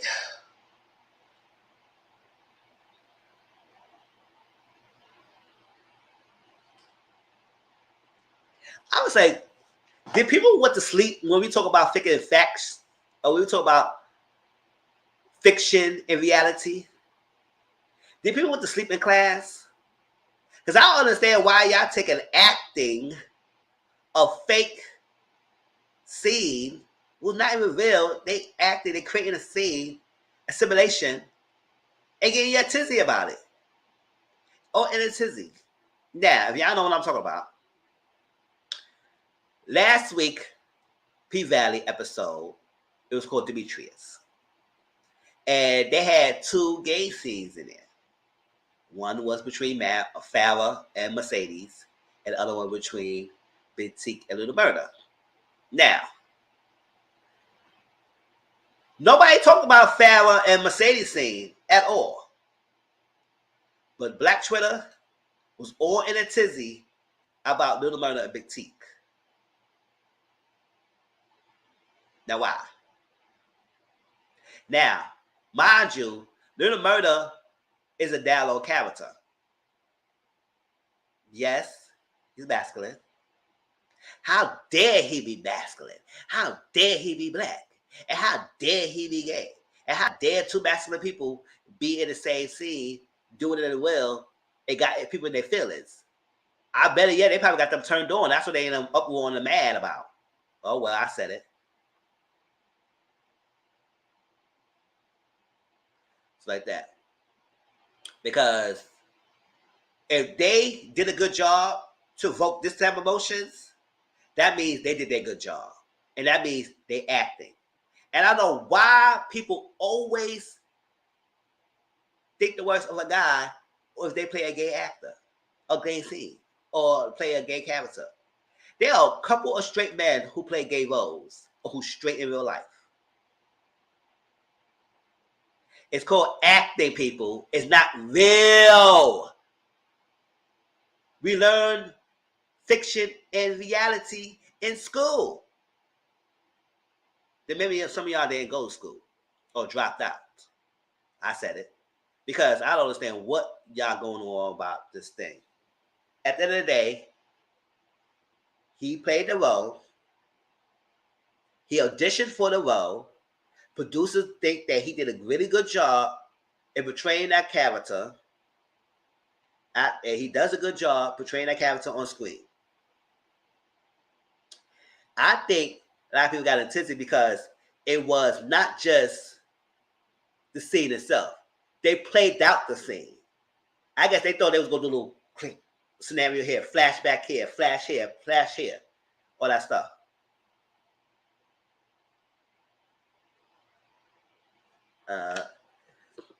Flash here. They played out the scene with the kissing, with the emotions, with that. I think they did it that way because it showed the freaking connection they had. We want to know the background story. If y'all want to know the background story, that little scene tell us all. It tell us all. And then also that sit down, when they had that sitting in steps and they was reminiscing, it tell us all about the energy between them. It tell us all about their connection. So yes, they felt for each other. It wasn't just about, oh, rough neck. I want a rough neck. No, it was not for all that. It was 2 masculine men who really have their emotions for each other. It is the fact that Little Man got out and he caught feelings with somebody else, Clifford, while Big Teak was in prison. Now Big Teak is out Maybe his emotions was all over the place. So Big Teak was crying and doing that stuff, woke about the world around him. And then he said, but you gonna be one. And with the emotions and the tears, I said, oh my God, he's acting. Make me believe it. And the little murder is sitting there looking at him and just gave him the kiss in the forehead. I said, oh, that's how it starts. Kiss the forehead. Yeah. Kiss the forehead, kiss the lips, everything. And it was the roughness. It was soft roughness to it. Now we got Little Duval and a lot of people with Black Twitter, and it had to be the Black community in the role of that one little scene. Putting a condom in his mouth, doing a lot of stuff, lubed up, had sex. Okay? And some of y'all get mad with some of y'all mans all playing the same role and not getting paid in real life. Check that tea. Y'all got DL's actors right now who not getting paid. So y'all mad because of that? Go after your man. Don't go after figure characters. Did you see the writer that tweeted Duval back and told him he might want to find another show to watch because we're gay? Yeah, I saw it. That's Ian Pollock. Ian Pollock, he was one of the people. You remember Noah's Ark? One of the shows that I really loved. That I'm mad they only gave us 2 seasons in the movie. He was the writer of that. He joined this thing. Yo, so yes. It was Ian Pollock. Yeah, it was Ian Pollock. Yeah, it was him. And I love Noah's Ark.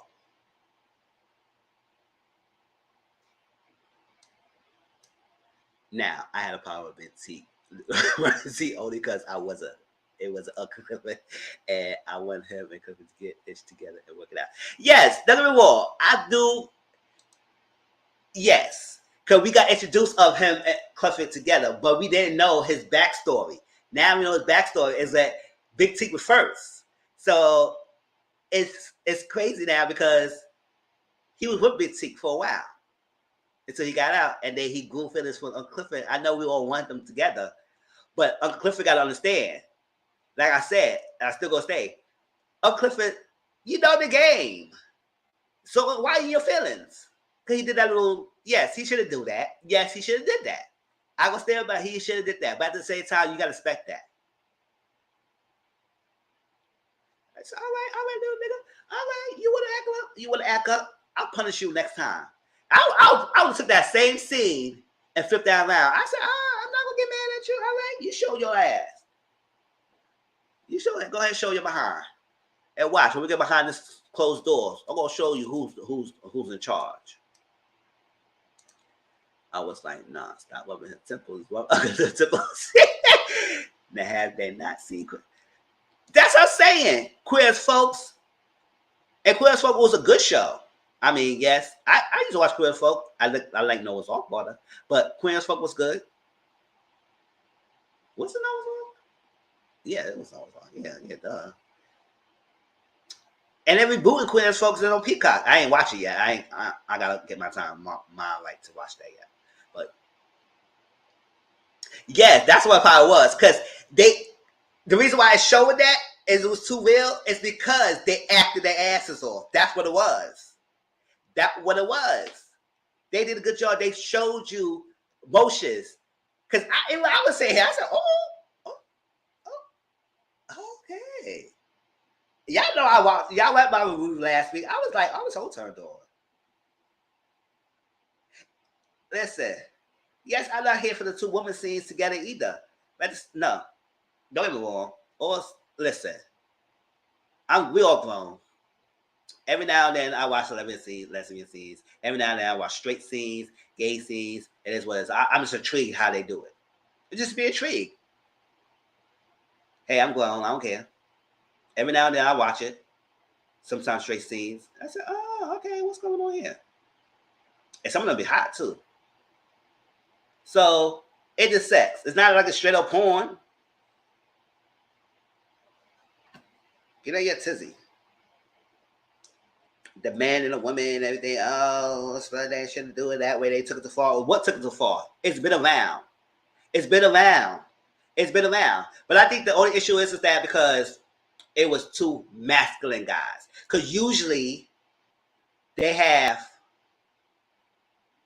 usually it's the stereotypical flamboyant or in between gay sex scenes with a masculine guy. They're used to that. But now they're used to two masculine guys. But reality, and that's why I like Katori Hall and Ian Pollock who wrote that episode, is because that's reality. That's part of reality. They need to show you that is part of reality. Two masculine guys get down like that. But y'all don't want to have that conversation because y'all don't think masculinity could go that far. Let me stop. All right, I'm going to calm down. Until y'all realize and wake up that this is truth. Because y'all always going to be in the dark. Lo and behold, there are a lot of masculine guys who get down just like Big T and Little Murder is. So if y'all sit here trying to downplay this feminine guy who into the truth, well, y'all should be looking at the one masculine ones. That's what y'all should look at. And I also tell people, don't judge by the mannerisms, because the mannerisms doesn't prove nothing.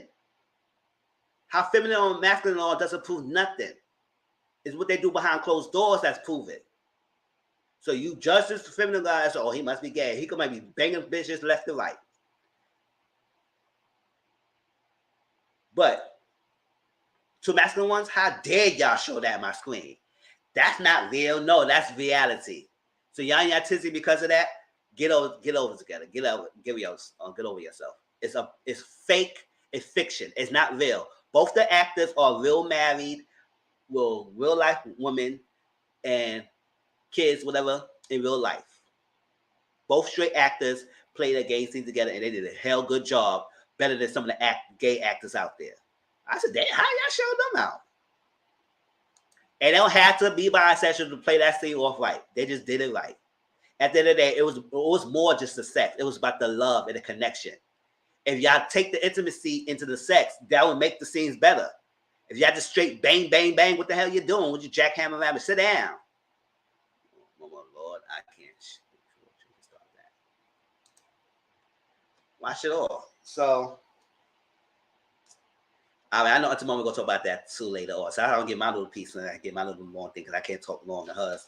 But I gave my little cent. I was like, y'all get on your tizzy. Hey, living life, how you doing? How you doing, bro? Get over your tizzy and get over yourself. At the end of the day, it's not going anywhere. It's part of life. It's been around. But I feel like I stated, I think people was in the tizzy because it was two masculine men playing this role and doing that scene real good. It is what it is.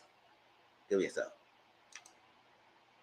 Because, and now people say, oh, if they play a gay role, does it make them gay in real life? If I play a crackhead, am I a crackhead? If I play a prostitute, am I a prostitute? No. So that statement don't make sense.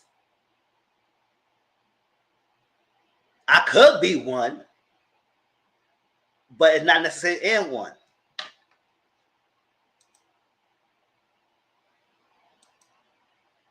If I play Oreo on TV and I'm an Oreo, I'm not one in real life.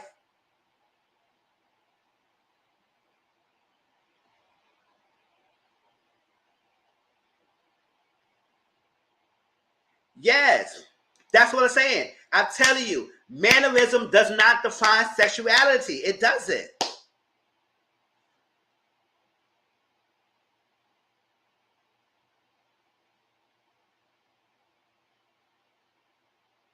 Child, sure, you might. If you watch it on TV and porn, it'd be some hot fire. Listen, if a woman can be open with a man who's bisexual, enjoying another man in the scene, who's bisexual themselves, you get the best of both worlds. Because you get this, especially if you're one who like to see other people who are voyeur. Because I'm low-key a voyeur because I like to watch people. Imagine getting your box ate and your man's man banging your man, he eating your box, and then you take, let's say, different positions. That's late night talk. Let's talk about some of us. Late night talk. Let's get to PValley because we can go on. That's late night talk. Ooh. Oh, sure. Late night talk. Because it can be hot fire, especially the intensity of all three of y'all, because you get turned on by having two Ds, and then also get turned on by your man getting banged out, or he banging a man out, whatever it is. You get your boxing, you take it. Listen, let's move on. 36, 50.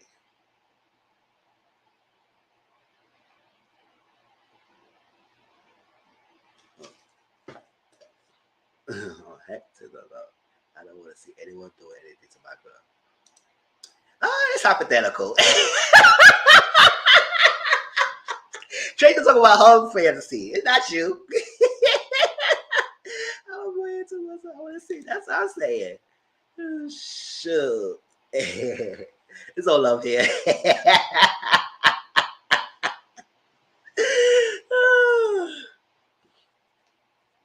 But yeah, that's the little take about the whole thing. I say, but if y'all gonna be fair, be fair. Y'all should be the same intensity with Mercedes and Farrah thing. All right. No,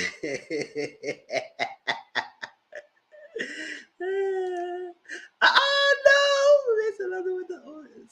That's what I'm saying. Let me see something. Sure. All right, PValley, y'all. That's what I'm saying. PValley, this episode was good. It was all about M-I, crooked letter, I, crooked letter, I, humpback, I. Leave the lights on, man. Y'all gonna make this movie so long. We gotta get but we here, we out here, y'all.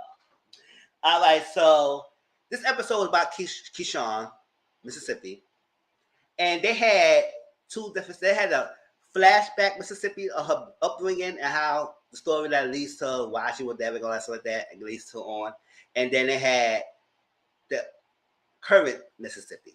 So y'all know how I like to do it. I like to lump it all together instead of doing scene by scene because it would be too long. So I do the flashback first, and then I do the current thing next. So don't get in a tizzy when I'm not in order, y'all. I'm going to flashback first. So the flashback was, we saw Keyshawn in high school. I said, oh, in high school? You took it that way? Oh, you should be in college. But still, maybe she didn't go to college. But it was a high school.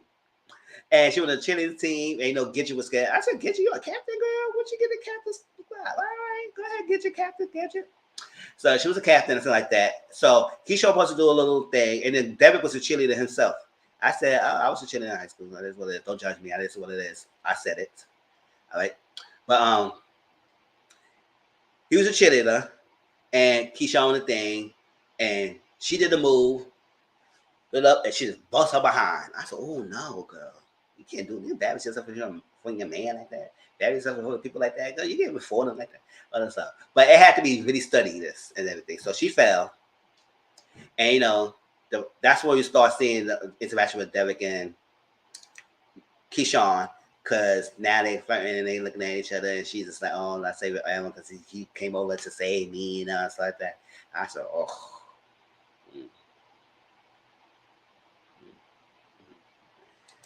Yes. So he said, oh, so it's saved the help though. Then you see Alicia, the stepsister, coming in, twisting her behind and trying to show out. I said, I rolled my eyes so hard. I said, it's typical. Okay, typical light skinned girl. Whatever. Though she's the bitch. Though she's the ish. All that. I said, whatever. You can say they see what's going on. So she did that and she trying to show out. I said, I want to see 5 or whatever 5's position. I forgot that thing. And she started trying to do it. So she did her thing and she was showing out and all that stuff. And you can tell Gidget, I can tell Gidget they really like seeing Derek as much either. She really hear from him since high school. So I said, okay, what's that about? But I know she wasn't finna black boy. And that's that. So Keyshawn was sitting down and some freaking douchebag football player, these guys is freaking high school act like they all that because they're the athlete team or stuff like that. I had an interaction with one person who tried to downplay me because I was a cheerleader. I said, boy, shut the fuck up. Get out my face. Then you'll do something. I said, okay, what you talking to me for? Go play with your freaking dick in the freaking locker room. Don't play with me. Whatever. Move on. Yes, I'm vocal right now. All right, so he'll be a douchebag. Saying all that stuff. Say she look like a burnt chocolate chip. I don't care. The details are not necessary. She call him burnt. That's the details you need to know. You call him burnt. I said, boy, you darker than her. What the hell you talking about? And you ugly. But okay, whatever. So he went on, going off on Keyshawn. She was not here. She said, leave me alone, boy. I don't want to talk to you. So David came over, trying to save the day. I say that. Oh, I'll be double limited. That's it. So do all that. That's what I'm saying. And David beat the brakes on his guy. He beat that guy up.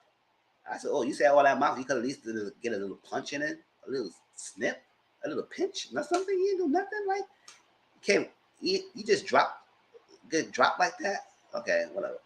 It's getting beat up. And that's her thing when she started really liking Derek. He said, oh my God, she saved me. He really loved me. He loved me, y'all. He loved me. I said, girl.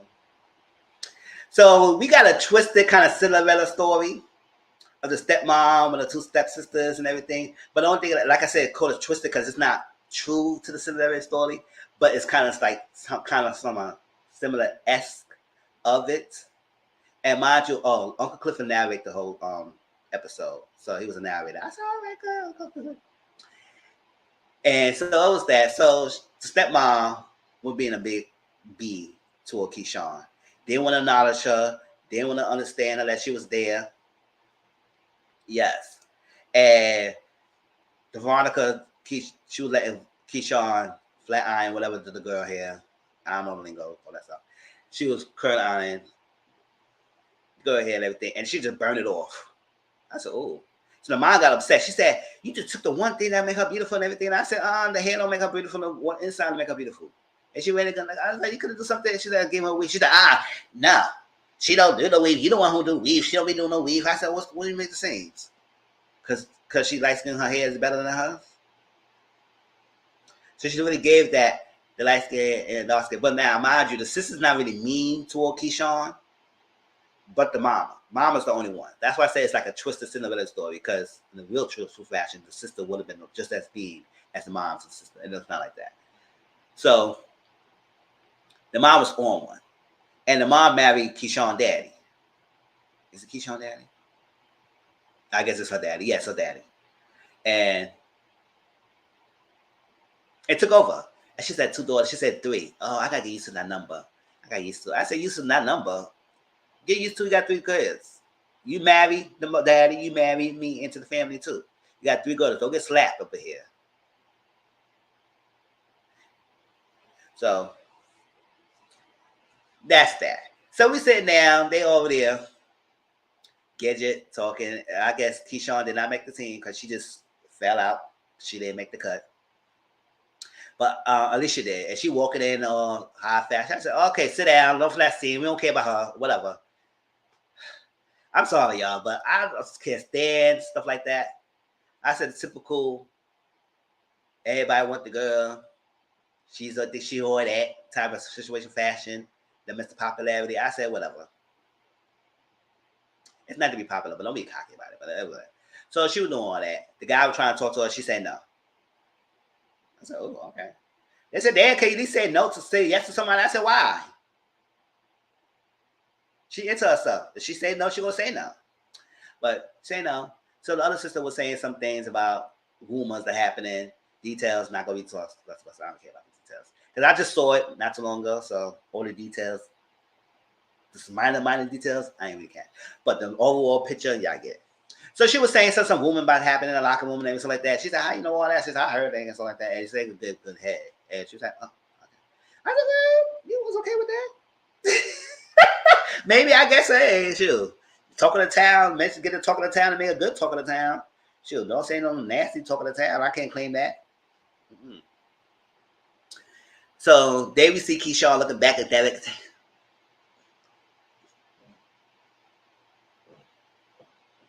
I said, good, if you step your neck a little further, you would have break it off. Like, gosh, we see him right there.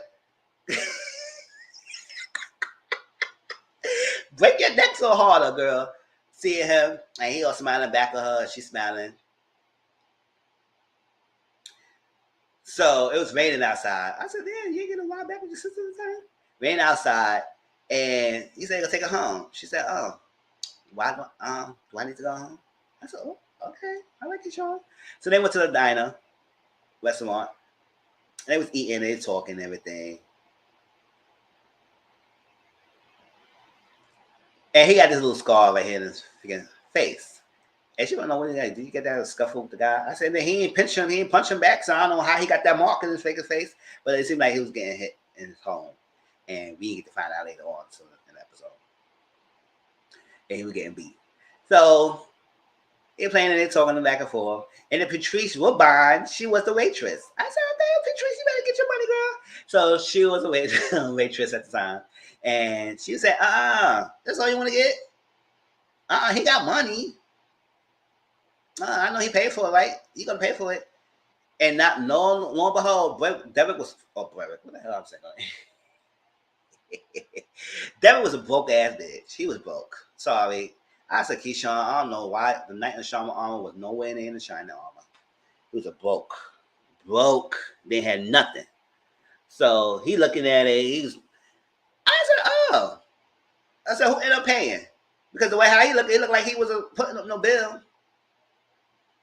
Sure. So they talking. She was still smitten by him. Still smitten. So they go back to the place. Back to home. It's prom night. They're about to go to prom and everything. Right?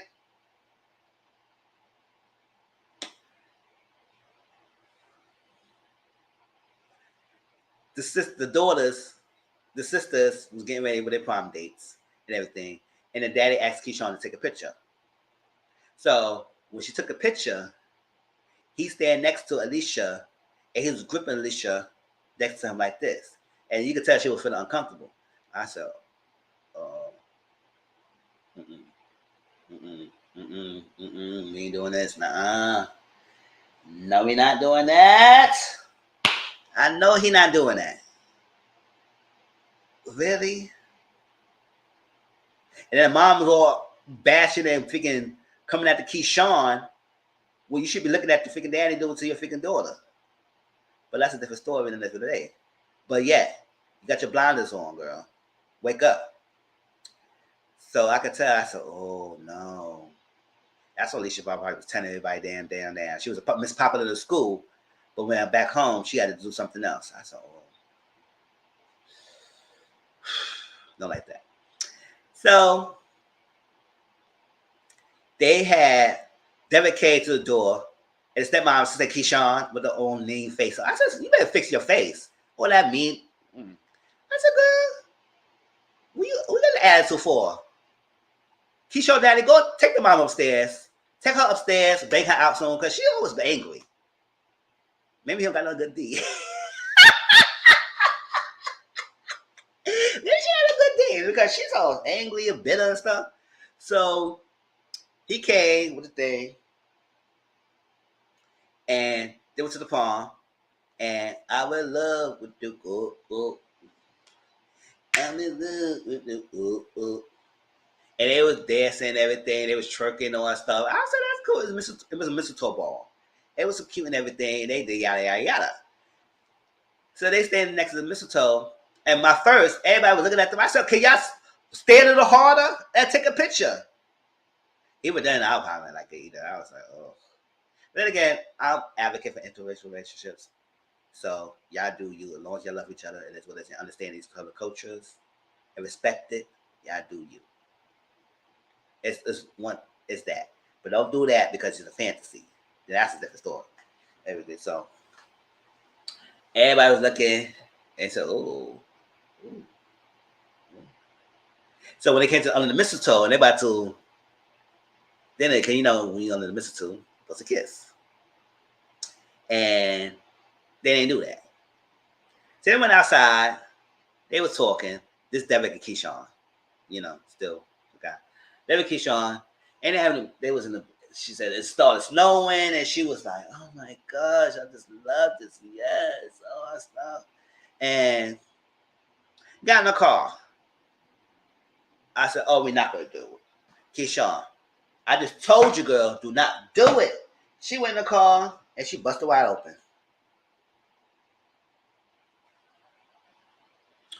Over the night in Shaman Armor. That's what we call the episode White Night. And because all the stuff she was going through at home, all that thing, she just felt like the dark times, all that stuff, she need the savior.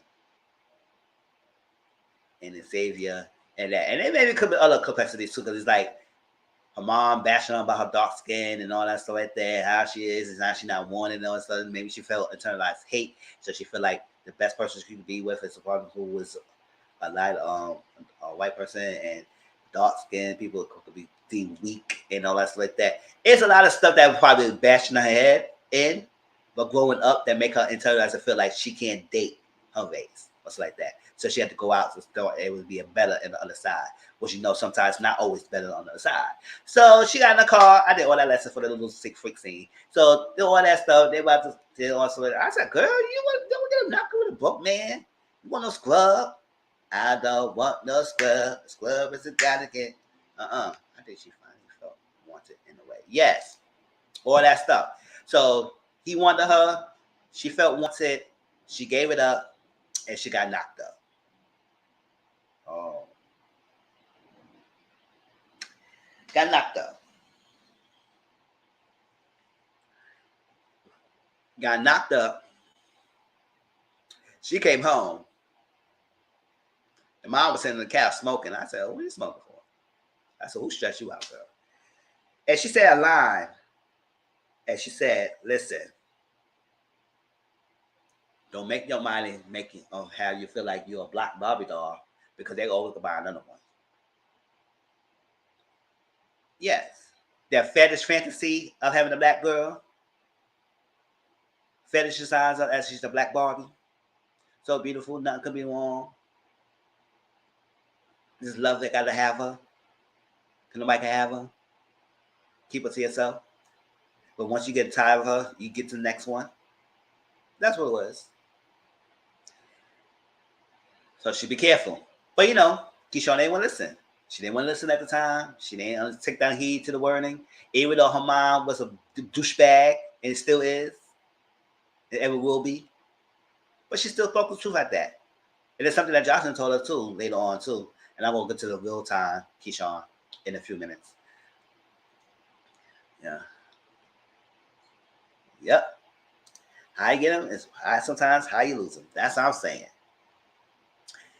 And that's what it was. So she got knocked up. So they living together with her some way, shape, or form.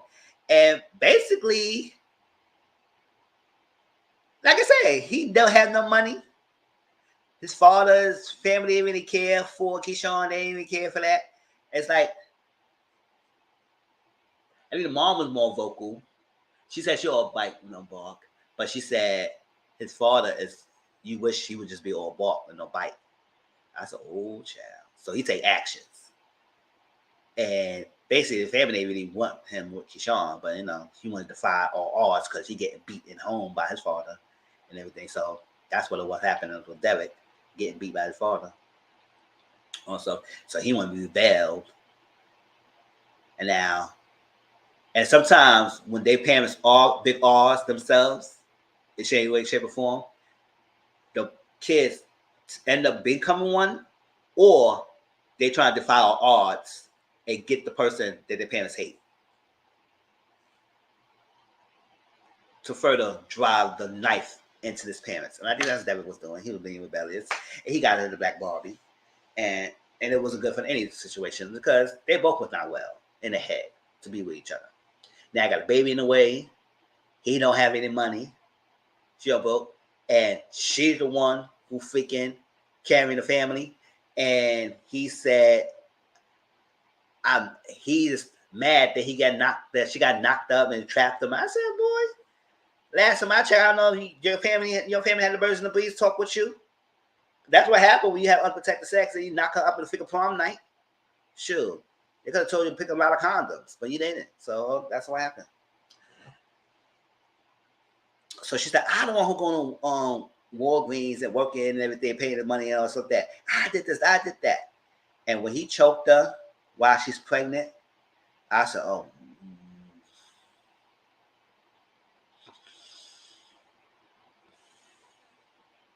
That should be a cue to leave her. She tried to do that. And she wanted to go back home. But the stepmom said, no, we can't have you here. No, we can't. Go back home. You're not wanted here. You should have thought about that before you got knocked up. We don't need no biracial kids over here. All that stuff. I said, nah, not you talking like that. Alicia was on the steps. She was watching. But I think Alicia was feel sorry for her sister Kishar. But she can't do nothing. Yes. She should have left right in there. She should have left right then and there when he choked you in pregnancy. Don't think he cared about you at all. With the baby, you carry a baby, that should give you a strict to leave his behind. He was broke as it is. He was broke. And the fact that you flipped on the bills and all that stuff, good, you should have left. Find your own place somewhere else. Get somebody else. But no, she stayed with him because she felt like she had nothing else to go. She had nowhere to go. And also she was living that high life with the guy. The fantasy could be turned different. It could, like she always thinking that it could be better next time. Oh, he did this, it could be better, it could be better. He almost killed you.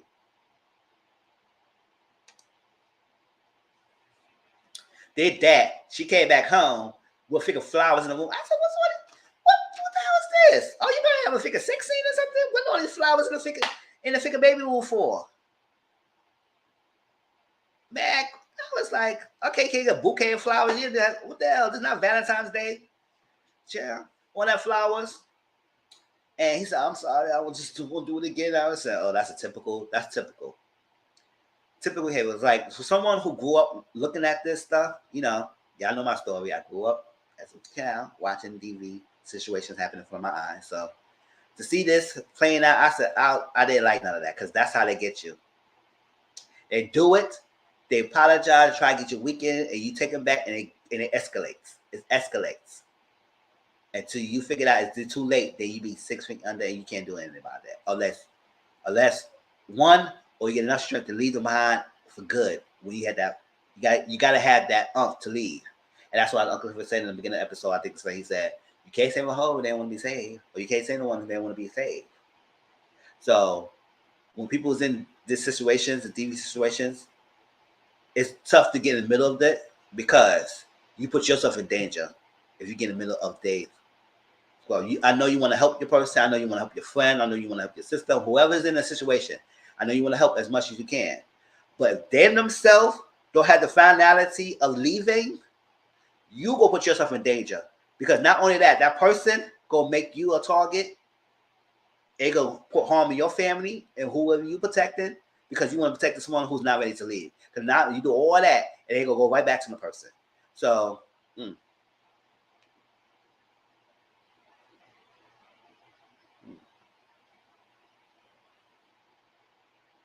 That's what I'm saying. Where you get the money for the buy flowers? You broke bum. All that.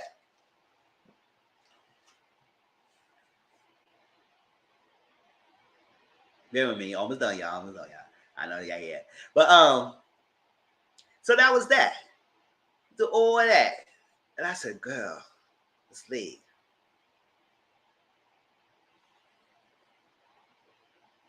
That's that. And that's everything flashback. Because everything else was in forward front. So he said he never could do that again. But all right, let's do the flash forward. If I forget any of the flashback scenes, y'all let me know. Okay. I think that was everything. The flash forward. So we got the Pink. Uncle Clifford was not the Pink. It was a club. And Rome was on the phone talking to somebody, getting her business deal, and she's supposed to have a wig deal. Lace front line. Before that, we got names Gigi McGuire, Jessica Dime, and Maya Tip, the biggest names in the club and everything. And then the fairy godmother. And you could hear the voice and they said, oh, okay, fairy godmother is Jocelyn Hernandez. Jocelyn, maybe. Can't stand that girl. But oh well, I guess I could tolerate her in this PValley. I could tolerate her. But her own show, never. I'm not watching that. Not anymore. Y'all know what I said. So she was all excited. He was on the phone and everything and all stuff like that. That's good.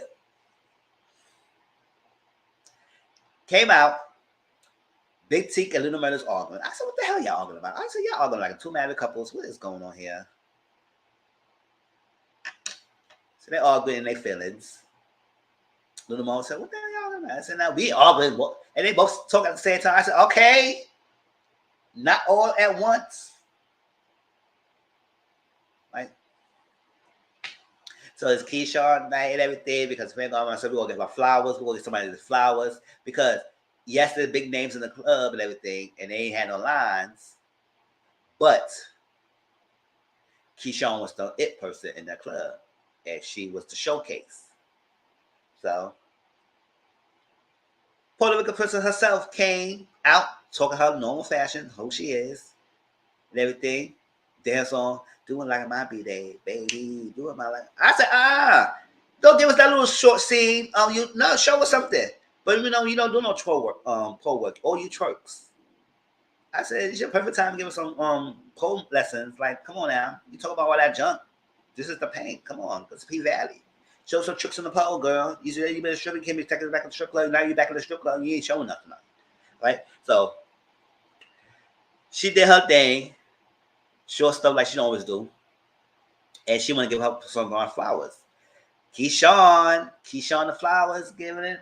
I said, oh, you give some girls some flowers. In your old show, you won't give no girls that flowers. But okay, you want to give flowers to show to you, girl. Okay. And woman empowerment for you. So you don't do good empowerment for your own damn show, but you want to give flowers in the show. Okay, good. But it's fake, y'all. So she gave Keyshawn flowers. Keyshawn was doing it. She was doing it was twirling and doing all that stuff like that. And then one time I said, oh, Keyshawn don't scare me like that. But I know she got it. She got the strength.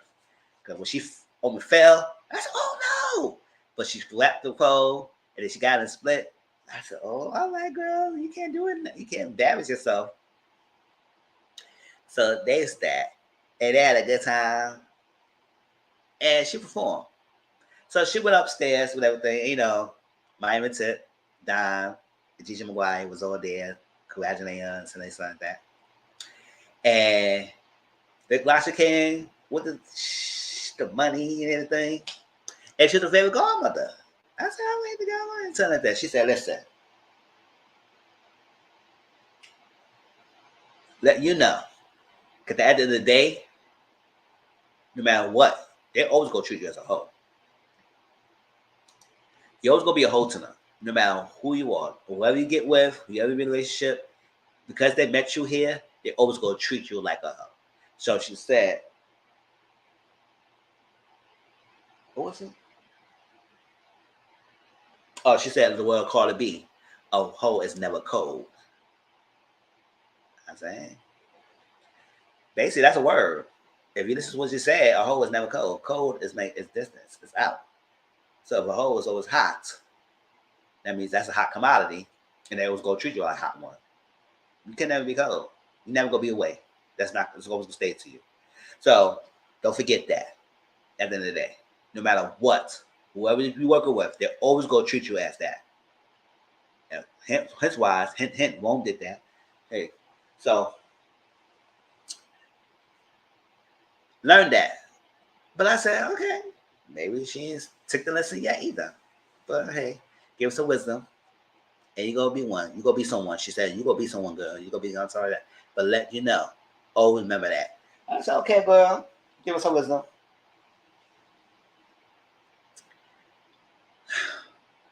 They was in the house. Well, that's what I said. That's what I said. Yeah, man, for a little 15 minutes of fame, right? She did her thing. She played herself. Right? She can't play nothing else. She can play herself. So they was in the room, and they was getting ready for Keyshawn because it was a bunch of money. I say bunch of money on the floor. I said, oh, this money's so Keyshawn was getting ready every day. It was all night and also they were celebrating Keyshawn. So Rome had a suite for them. And also, Big Teak, he's in his feelings again. Because, after he found out postcard, he was always in his feelings. Yes, he got some good D. Yes, he got some good sex. But at the end of the day, he found that postcard. Now, if he never found that postcard, he probably would be like,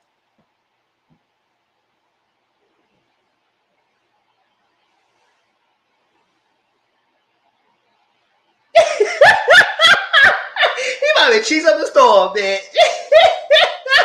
Oh, and be all happy or like he was booed up. But he didn't have that. He found the postcard. Now he's on his feelings. And everything is all ticking. Shell. That's what I'm saying. Oh, that's it. All that money. And take that. I said, girl, you get no sex in that. You should have just. No. Yo, go trip me on hold. I gotta have a backup safety plan. Pick that. That $100 on the couch. Get that $100 right there. Give me that. Get all that money, right? So he was on his feelings because he found a postcard and everything, and he's wanted to, and he never, Big T never really cared for Rome like that. At some way, first point, he tolerated Rome, but he didn't really care for him. So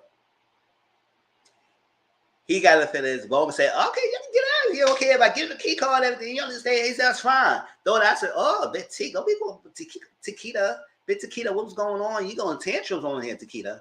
Let's go home. Go out. Little mother, go get Tequita because he's doing the most. All right? I would enjoy that freaking room if we could have had round 2.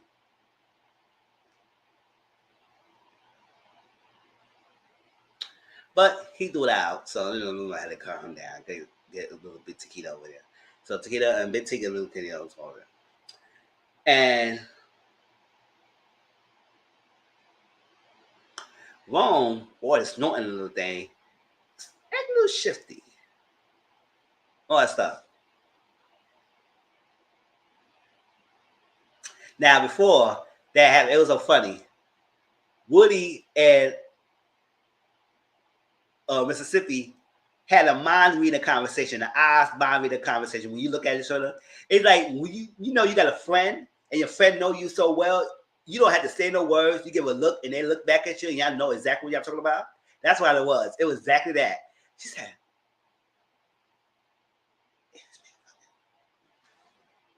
"Yo, cause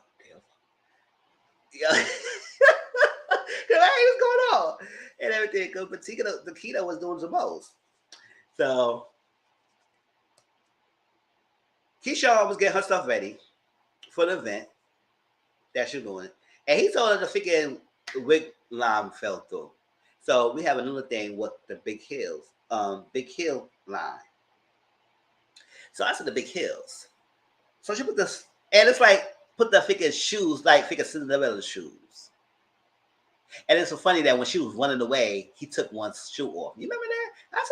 That's called a twisted Cinderella story, right? Because it didn't fall off when she was in the prom night. That was supposed to be the perfect time, but they twisted the story a little bit.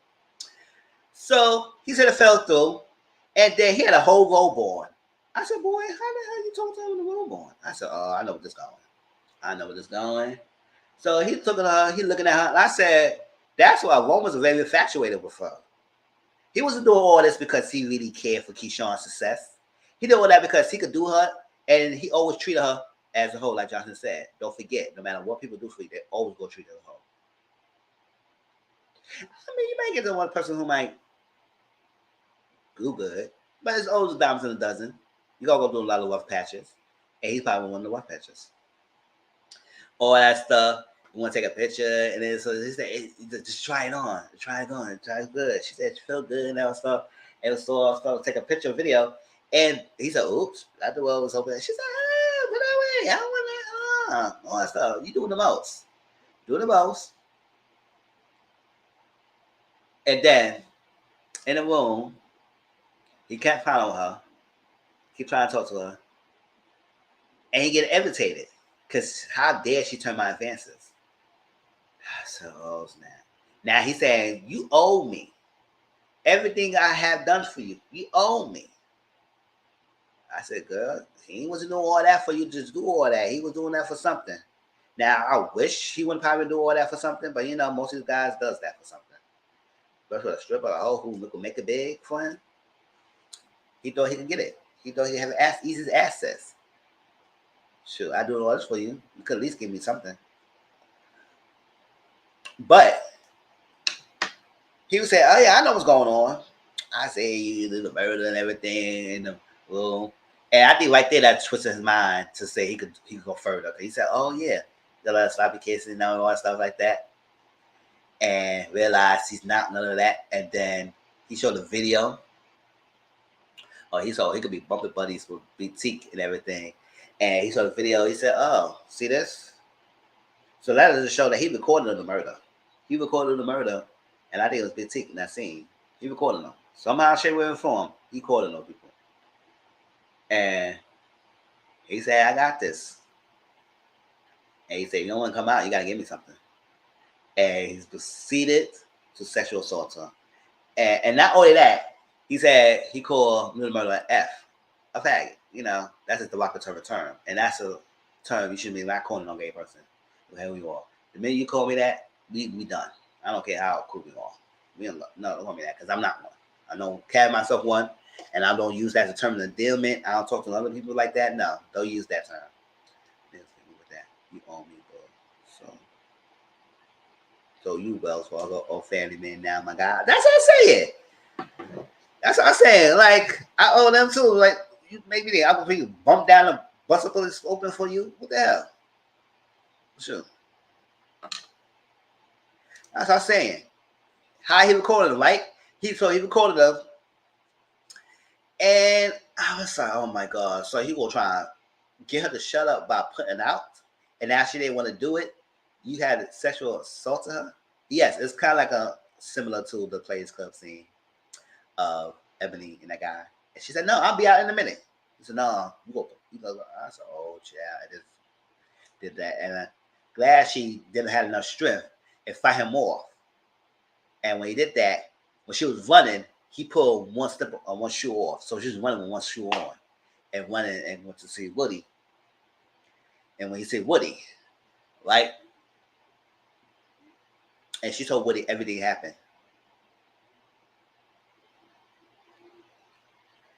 I hope he didn't. Because I was like, yeah, y'all really wanted to out this guy. If I was Little Murder, I would say, listen, I don't know. Because in the rap industry and the entertainment industry, it is harder to be openly gay and be a rapper and everything because they treat you different. So like that. So I don't he wants his image to be up.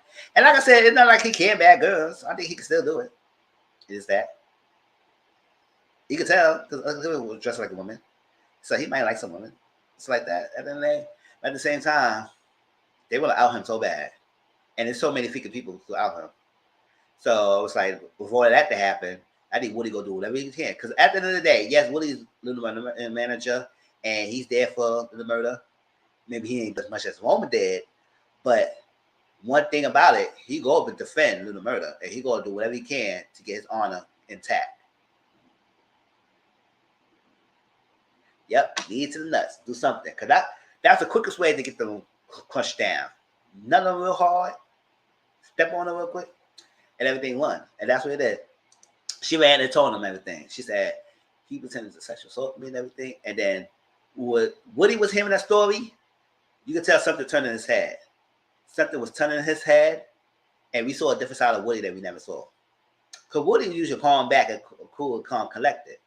And that's what he is. He is always cool, calm, collected, and don't really get in no trouble.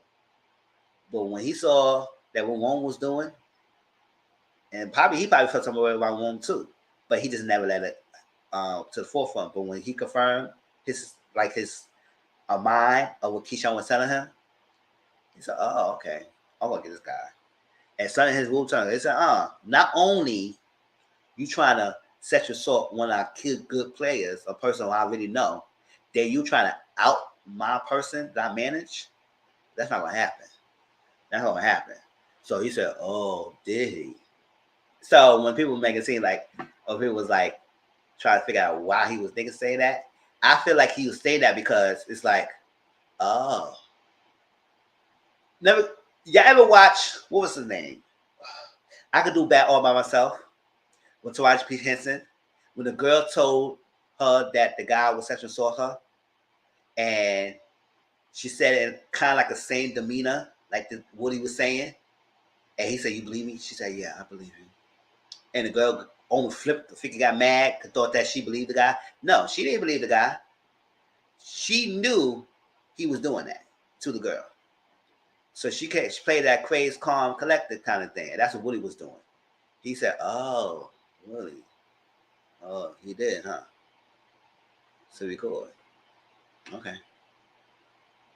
So from there, he was gonna get wrong. He was gonna get wrong, and that's gonna happen. That's what he took. I feel like.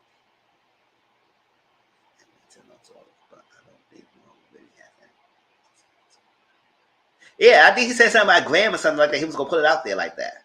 Use the nails to scratch the faces and knees between the legs. So that's how I got that. That's how I got the feeling that Woody was doing at that moment. He was like, "Oh, okay."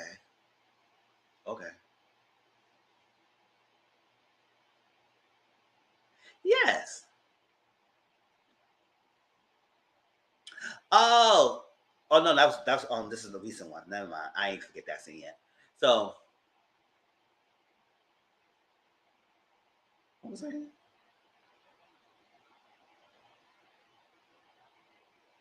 Yeah. So he said, "Okay, I got him. Don't worry about it." Because he didn't freak out. Because he could, and most people probably freaked out when they get to the story. He kept calm, cool, collected, but it was calm, cool, collected, crazy going on. Mm. Yep. So that was that. So she said she got to go home. Now, at first, she was trying to say no. Because earlier he was saying no. We got 2 more weeks. She said 2 more weeks. No, I got to go home in a week. And everything else. I said, girl, why are you trying to rush home? I could have sworn you was done. Remember, you put him to like burn on no chest, and then you left at the house. So I thought you was not going back. But now you rushing to go back home. But I guess she told Derek. I guess she kind of talked to him and said she was coming home at this certain time. So, um, so she went home. Derek with the kids. I didn't know she had two. I thought she only had one. I said, where this boy came from? They just throw him out of nowhere. So he's on the floor, and the kid they didn't want to be touched. Derek had the daughter.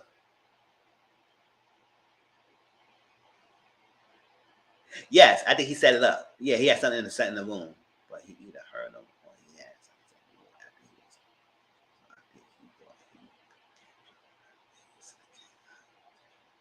Yes, I think he was gonna do that. I think he said he saw that because he was infatuated with Keyshawn. That was his muse. That was his thing. So I guess he did. At some point when they broke out the room, he went in there and probably planted the evidence, the camera, and thought they catch him when he realized the murder is with Batik. It was not with Keyshawn. So, and then he said he got something leverage, and since that leverage, I could use that, and you could give me what I wanted, and that's what he will try and think he could do. So I came home. He said, "Mommy's here, mommy's here," and he was freaking dry ass hot dog. I said, "Who? Oh, don't leave the kids with him anymore." Oh, that was dumb, stupid, and dumb. I said, "What the hell?" I know some people like the hot dogs like that. Well, can you put it in the bread or something? Oh, whatever. But that was that. And he said, "Oh, I thought he was coming another week."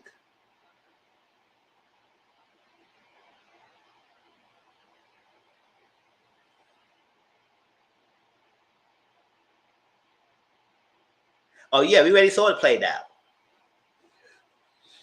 Because she said you had no proof that they all doing something. And then he said, "Oh, here goes the proof right here." So so she saw the boy, and the boy didn't want to be touched. So he put the thing over it, and she saw the arms dislocated, the elbow. So he took to the doctor and he said, "Oh, it's normal." He just snapped it back. I said, "You snapped it that quick? What the hell is that?" Snapped it right there. He said, "It's normal. So sometimes that happens." I said, "Yeah, okay, whatever." And try to brush it off. But then it was there was that, and then she said, oh, "Okay, that's it." Like he said, "No big deal. It's what it is." Okay. But when he saw the red in the back, the nurse saw it first, and the doctor saw it. Then he started looking worried. He said, "What?" It's like that. Because one night there, and so we see a kid get abused like that. They're supposed to report that or something like that. But I don't know what happened. I don't know. She probably talked him out of it. He didn't want to call everything because that's mostly usually reported case. You automatically report when you see abuse mark like that. Come on now. So like that. So they go paperwork, and she had a paperwork too. So I said, I don't know what they did or not, and they called or not. But right then and there, she was a second time an opportunity for leave him instead of all right. She came home. She confronted Derek about putting his hands on the kid, and he said at first she tried to deny it, and then he said, "Oh yeah, I did it. He gets a spanking." I said, "That's not a spanking." And he said, "He drive me crazy. You keep me in the house 2 or 3 weeks." I said, "You was only with the kids 2 or 3 weeks. You can't handle that. You shouldn't be dealing with no kids." But Keyshawn, I was like, "What the hell, yeah, baby, whatever." But that was a weakness. Like she thought he was always the shining armor to her or her Achilles heel. I said, "Girl, you could have had another way, nigga. You should have. Damn. You look at the pain. You could have another way. Whatever." Come on, them. I said, "You don't confront a crazy of allegations like that, because they will flip out on you." And he gave you a warning a couple of times. You better stop, girl. You better stop. Well, you know your man who got a tendency to hit your ass. Listen. Now I ain't saying she got to be scared of the guy, but at the same time, when you have a leave and you kept going back, you're gonna know how you're gonna do it. And he kept giving you warnings, so you should have stopped pressing him and move silently and play a different game. You played this one note all this time. Change it up, especially if you're not beating his ass back or nothing like that. Change it up. So instead of confronting him, wait till he leaves his interview, and you should pack the bag, get the kids, pack the bags, and van. Like anime freaking what the fuck got to do with it? Take your bags and ran out the freaking house. And get out the house and leave. You could have got somewhere to go.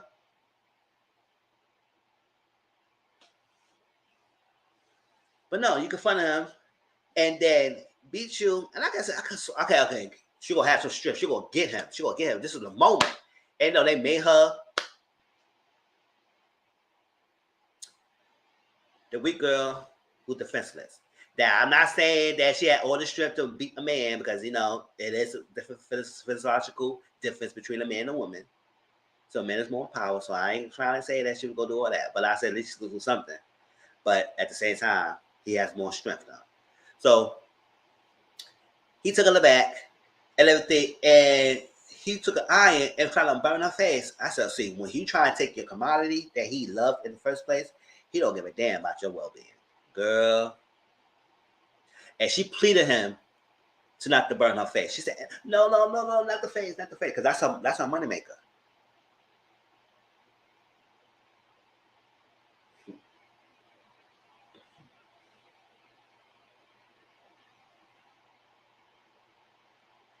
Yeah. I really want you to know at the scene where he said, "I just fit my kids how I see fit," and he went back and he was in her. I don't know what he was doing, but I need her to have a different end game to lead this situation, because it's tough when you have kids in the situation, and it's tough because at one point, it's gonna be the final straw. Final straw, and you're not gonna be seeing Keyshawn anymore.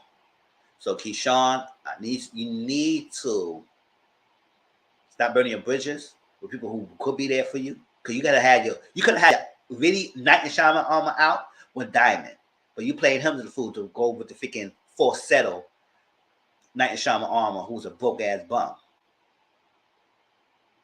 But for what? Of eternal hate of your upbringing, of not liking your skin.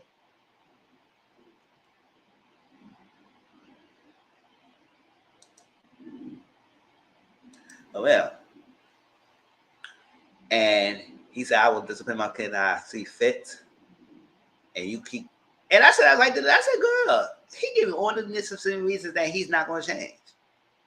And the fact that you keep hoping that things will change and get better, that's something. And so she had newfound confidence to leave that situation. It's hard to help her. Look what she did to Diamond. He did all that and pulled a gun on him.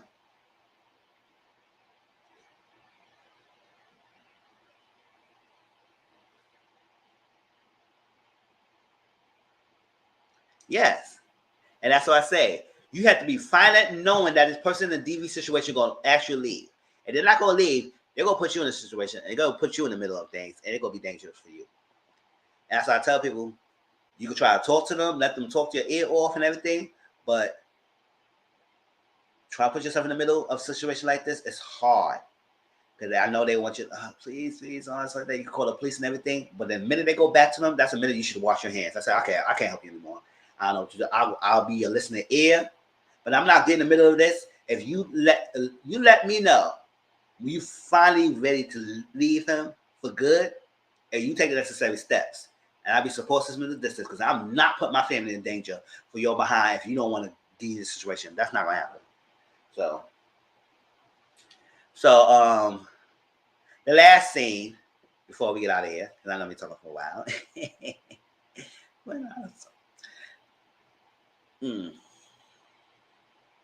Yes, and then when she got her face burned off, she took the necklace off. I said, the necklace not gonna protect you if you don't put the action to it, girl. It's like playing with no freaking God. You playing with no work is not leading to something. It's just like hoping that God will just put it in your face. No, you gotta put the work in. So having a necklace is only protect you if you put the work in to protect yourself. Yes. And granted, the minute you just betrayed Diamond, that necklace said, bye, be gone, I'm bored, I'm asleep, and I'm the necklace says, I'm bored and I'm asleep. I'm not protecting you, girl. Sure. Keisha gonna kill me. The necklace said, I'm bored, I'm asleep, girl. I can't deal with you. So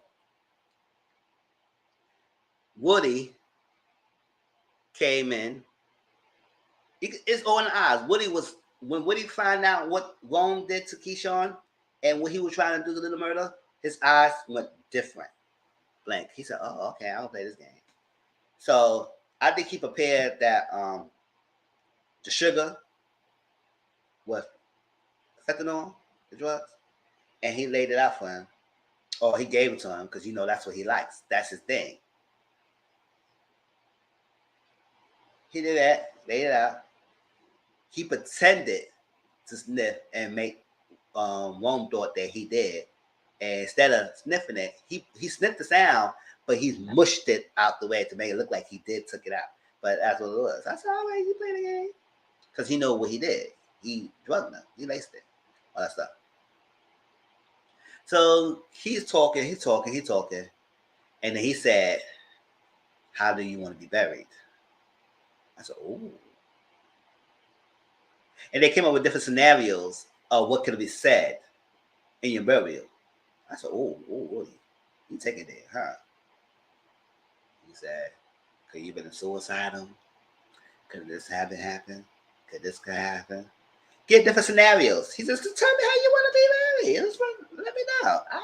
I'll tell you what the hell you want to say. But let you know, you dying a slowly death. And dying slowly is just as worse as dying quickly. The dying slowly, you just want the thing to go away. Now he's slowly didn't get the grasp that he's dying. He knows something was going on with him, but he said, what's going on? Eyes getting red and everything. And he just kept talking to him in a smooth, calm talking voice. But also a domineering, kind of eerie kind of tone in his voice when he was talking to Rome. He said, And then I think he some way in the phone, he asked for the video. And he said, what you talking about? Stuff. And there's minutes long, he just collapsed. I said, oh, he died in his robe. It's not kind of crazy. And then he walked out like nothing happened. Everybody said, oh, look. I said, all these dudes, those fools, they didn't see them together. Even though they were probably thinking about it. I said, oh, I mean, a guy just walked out and a guy on the floor. People ain't going to think about, hey, did he do something to this guy? Chill. But that was that. That was episode, y'all. It was good. It was definitely good. And then he said, "Oh, it's some damsel have their own savior," or something like that. Like he said, I ended up seeing with that. And I said, "Yes." So we will see what's going on with Keyshawn's storyline and how further she'll go. And I said, I did like this episode because I think it gives us an insight of her backstory and what she is, how she is. But I just want to hope this leads us to something, a solution for her, and empowerment for her to do something more situation. Because we can't have this going on for long. But yes, that was PValley, y'all. If I missed anything, hope y'all enjoyed it and everything. But yes, don't forget tomorrow, no live because it's 4th of July. So you hope y'all enjoy your holiday and be safe. I will be on the panel tonight and everything after I eat and everything. And we have different things to talk about. Woody is the MVP because he laid them out slowly. And he ain't do no messiness, no gun. He ain't no messing with no knife. He ain't no hitman. He used his thing that he likes the most. You know that. And now nobody will know he did it because the guy is dead. Because he showed the proof to Woody. Now that man can't talk. The toxicologist say he had fentanyl, but just say he took some bad dose of sugar. Whoever bought it from laced it. So okay, that was a perfect way to end his life. With no evidence of going back to him. I said, "Wait, Lordy, you better But Woody worked in the funeral home, so he knows different ways. I said, when a guy working in the funeral home, you can't mess with them. I'd be like,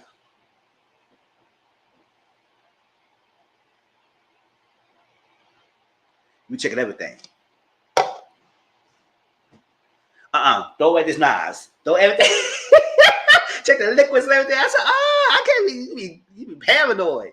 I said, he cremating bitches and everything. I said, we can't have this.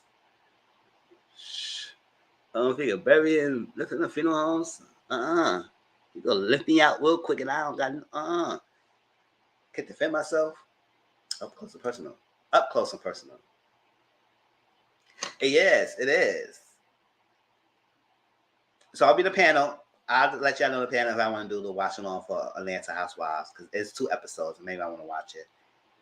But maybe I should wait till next week. Maybe I should wait till next week because it's no live tomorrow, so I might forget the episode. So that's what it is. Sure. No, I'm not sure. I'll probably watch it tonight. Never mind. I'll let y'all know. All right, y'all. It was so fun. It was great to see y'all. Look, I got y'all in 2.5 minutes, 2.5 hours. Yeah, I know they say, oh, talk. I know. But I love y'all. Y'all can know about that. Thank you for coming in, y'all. Y'all catching the panel. Because tomorrow got some topics tonight, y'all. We're going to talk about the Madonna hoax. Child. We're going to talk about R. Kelly sentencing. We're going to talk about the fight that happened on a cruise ship over freaking threesome that happened. I said, how 60 people got involved? Like, what the hell? How in the hell all y'all got involved? One person hit another person hit another person hit another person over threesome. Y'all can't fight fairly? It was not clean at all. How the fuck 60 people got involved? Well, I was like, okay. And some other stuff too. We're gonna talk about the thing I talk about the blow up, about the sex scene and everything. So we have a good topic tonight. Not heavy either. Oh, and we're gonna talk about the I don't think I saw it in your notes. The Supreme Court decision. So get ready, y'all. I see y'all there. Love every one of y'all. Thank Auntie Momo, JW, Live Life, Tracy, as always, Renee, Boo, Brittany, all y'all coming through. I did the same one. So everybody showing me some love. Share this out, like this video, let people know about me. And I see y'all all later. Peace out. Ooh. I can't do an exit. I ain't exit.